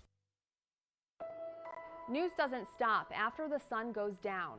Sometimes you just have to hustle to get it. At 21 News, no matter how far it is, no matter what it takes to get there, we're working to bring you the best stories and the freshest content at 11 p.m. with the context and clarity that makes it worth staying up for, no matter what time it is. 21 News at 11 with me, Aaron Simonek, and Derek Steyer. 21 News at 11, news that's worth your time. And thanks a lot for tuning in. Thanks for the phone calls. Many, many thanks to Alan Dunn, pitching coach from LSU, joining the show today. Brian Tolnar from Mill Creek, Rob Schmidt, the voice of the YSU Penguins, the YSU basketball Penguins. We'll do it again tomorrow, noon to 3. Running Points on ysnlive.com. Stick around. DJ and the boys coming up next with Power Hour. They'll take you through the 3 o'clock hour. We're back tomorrow. Have a great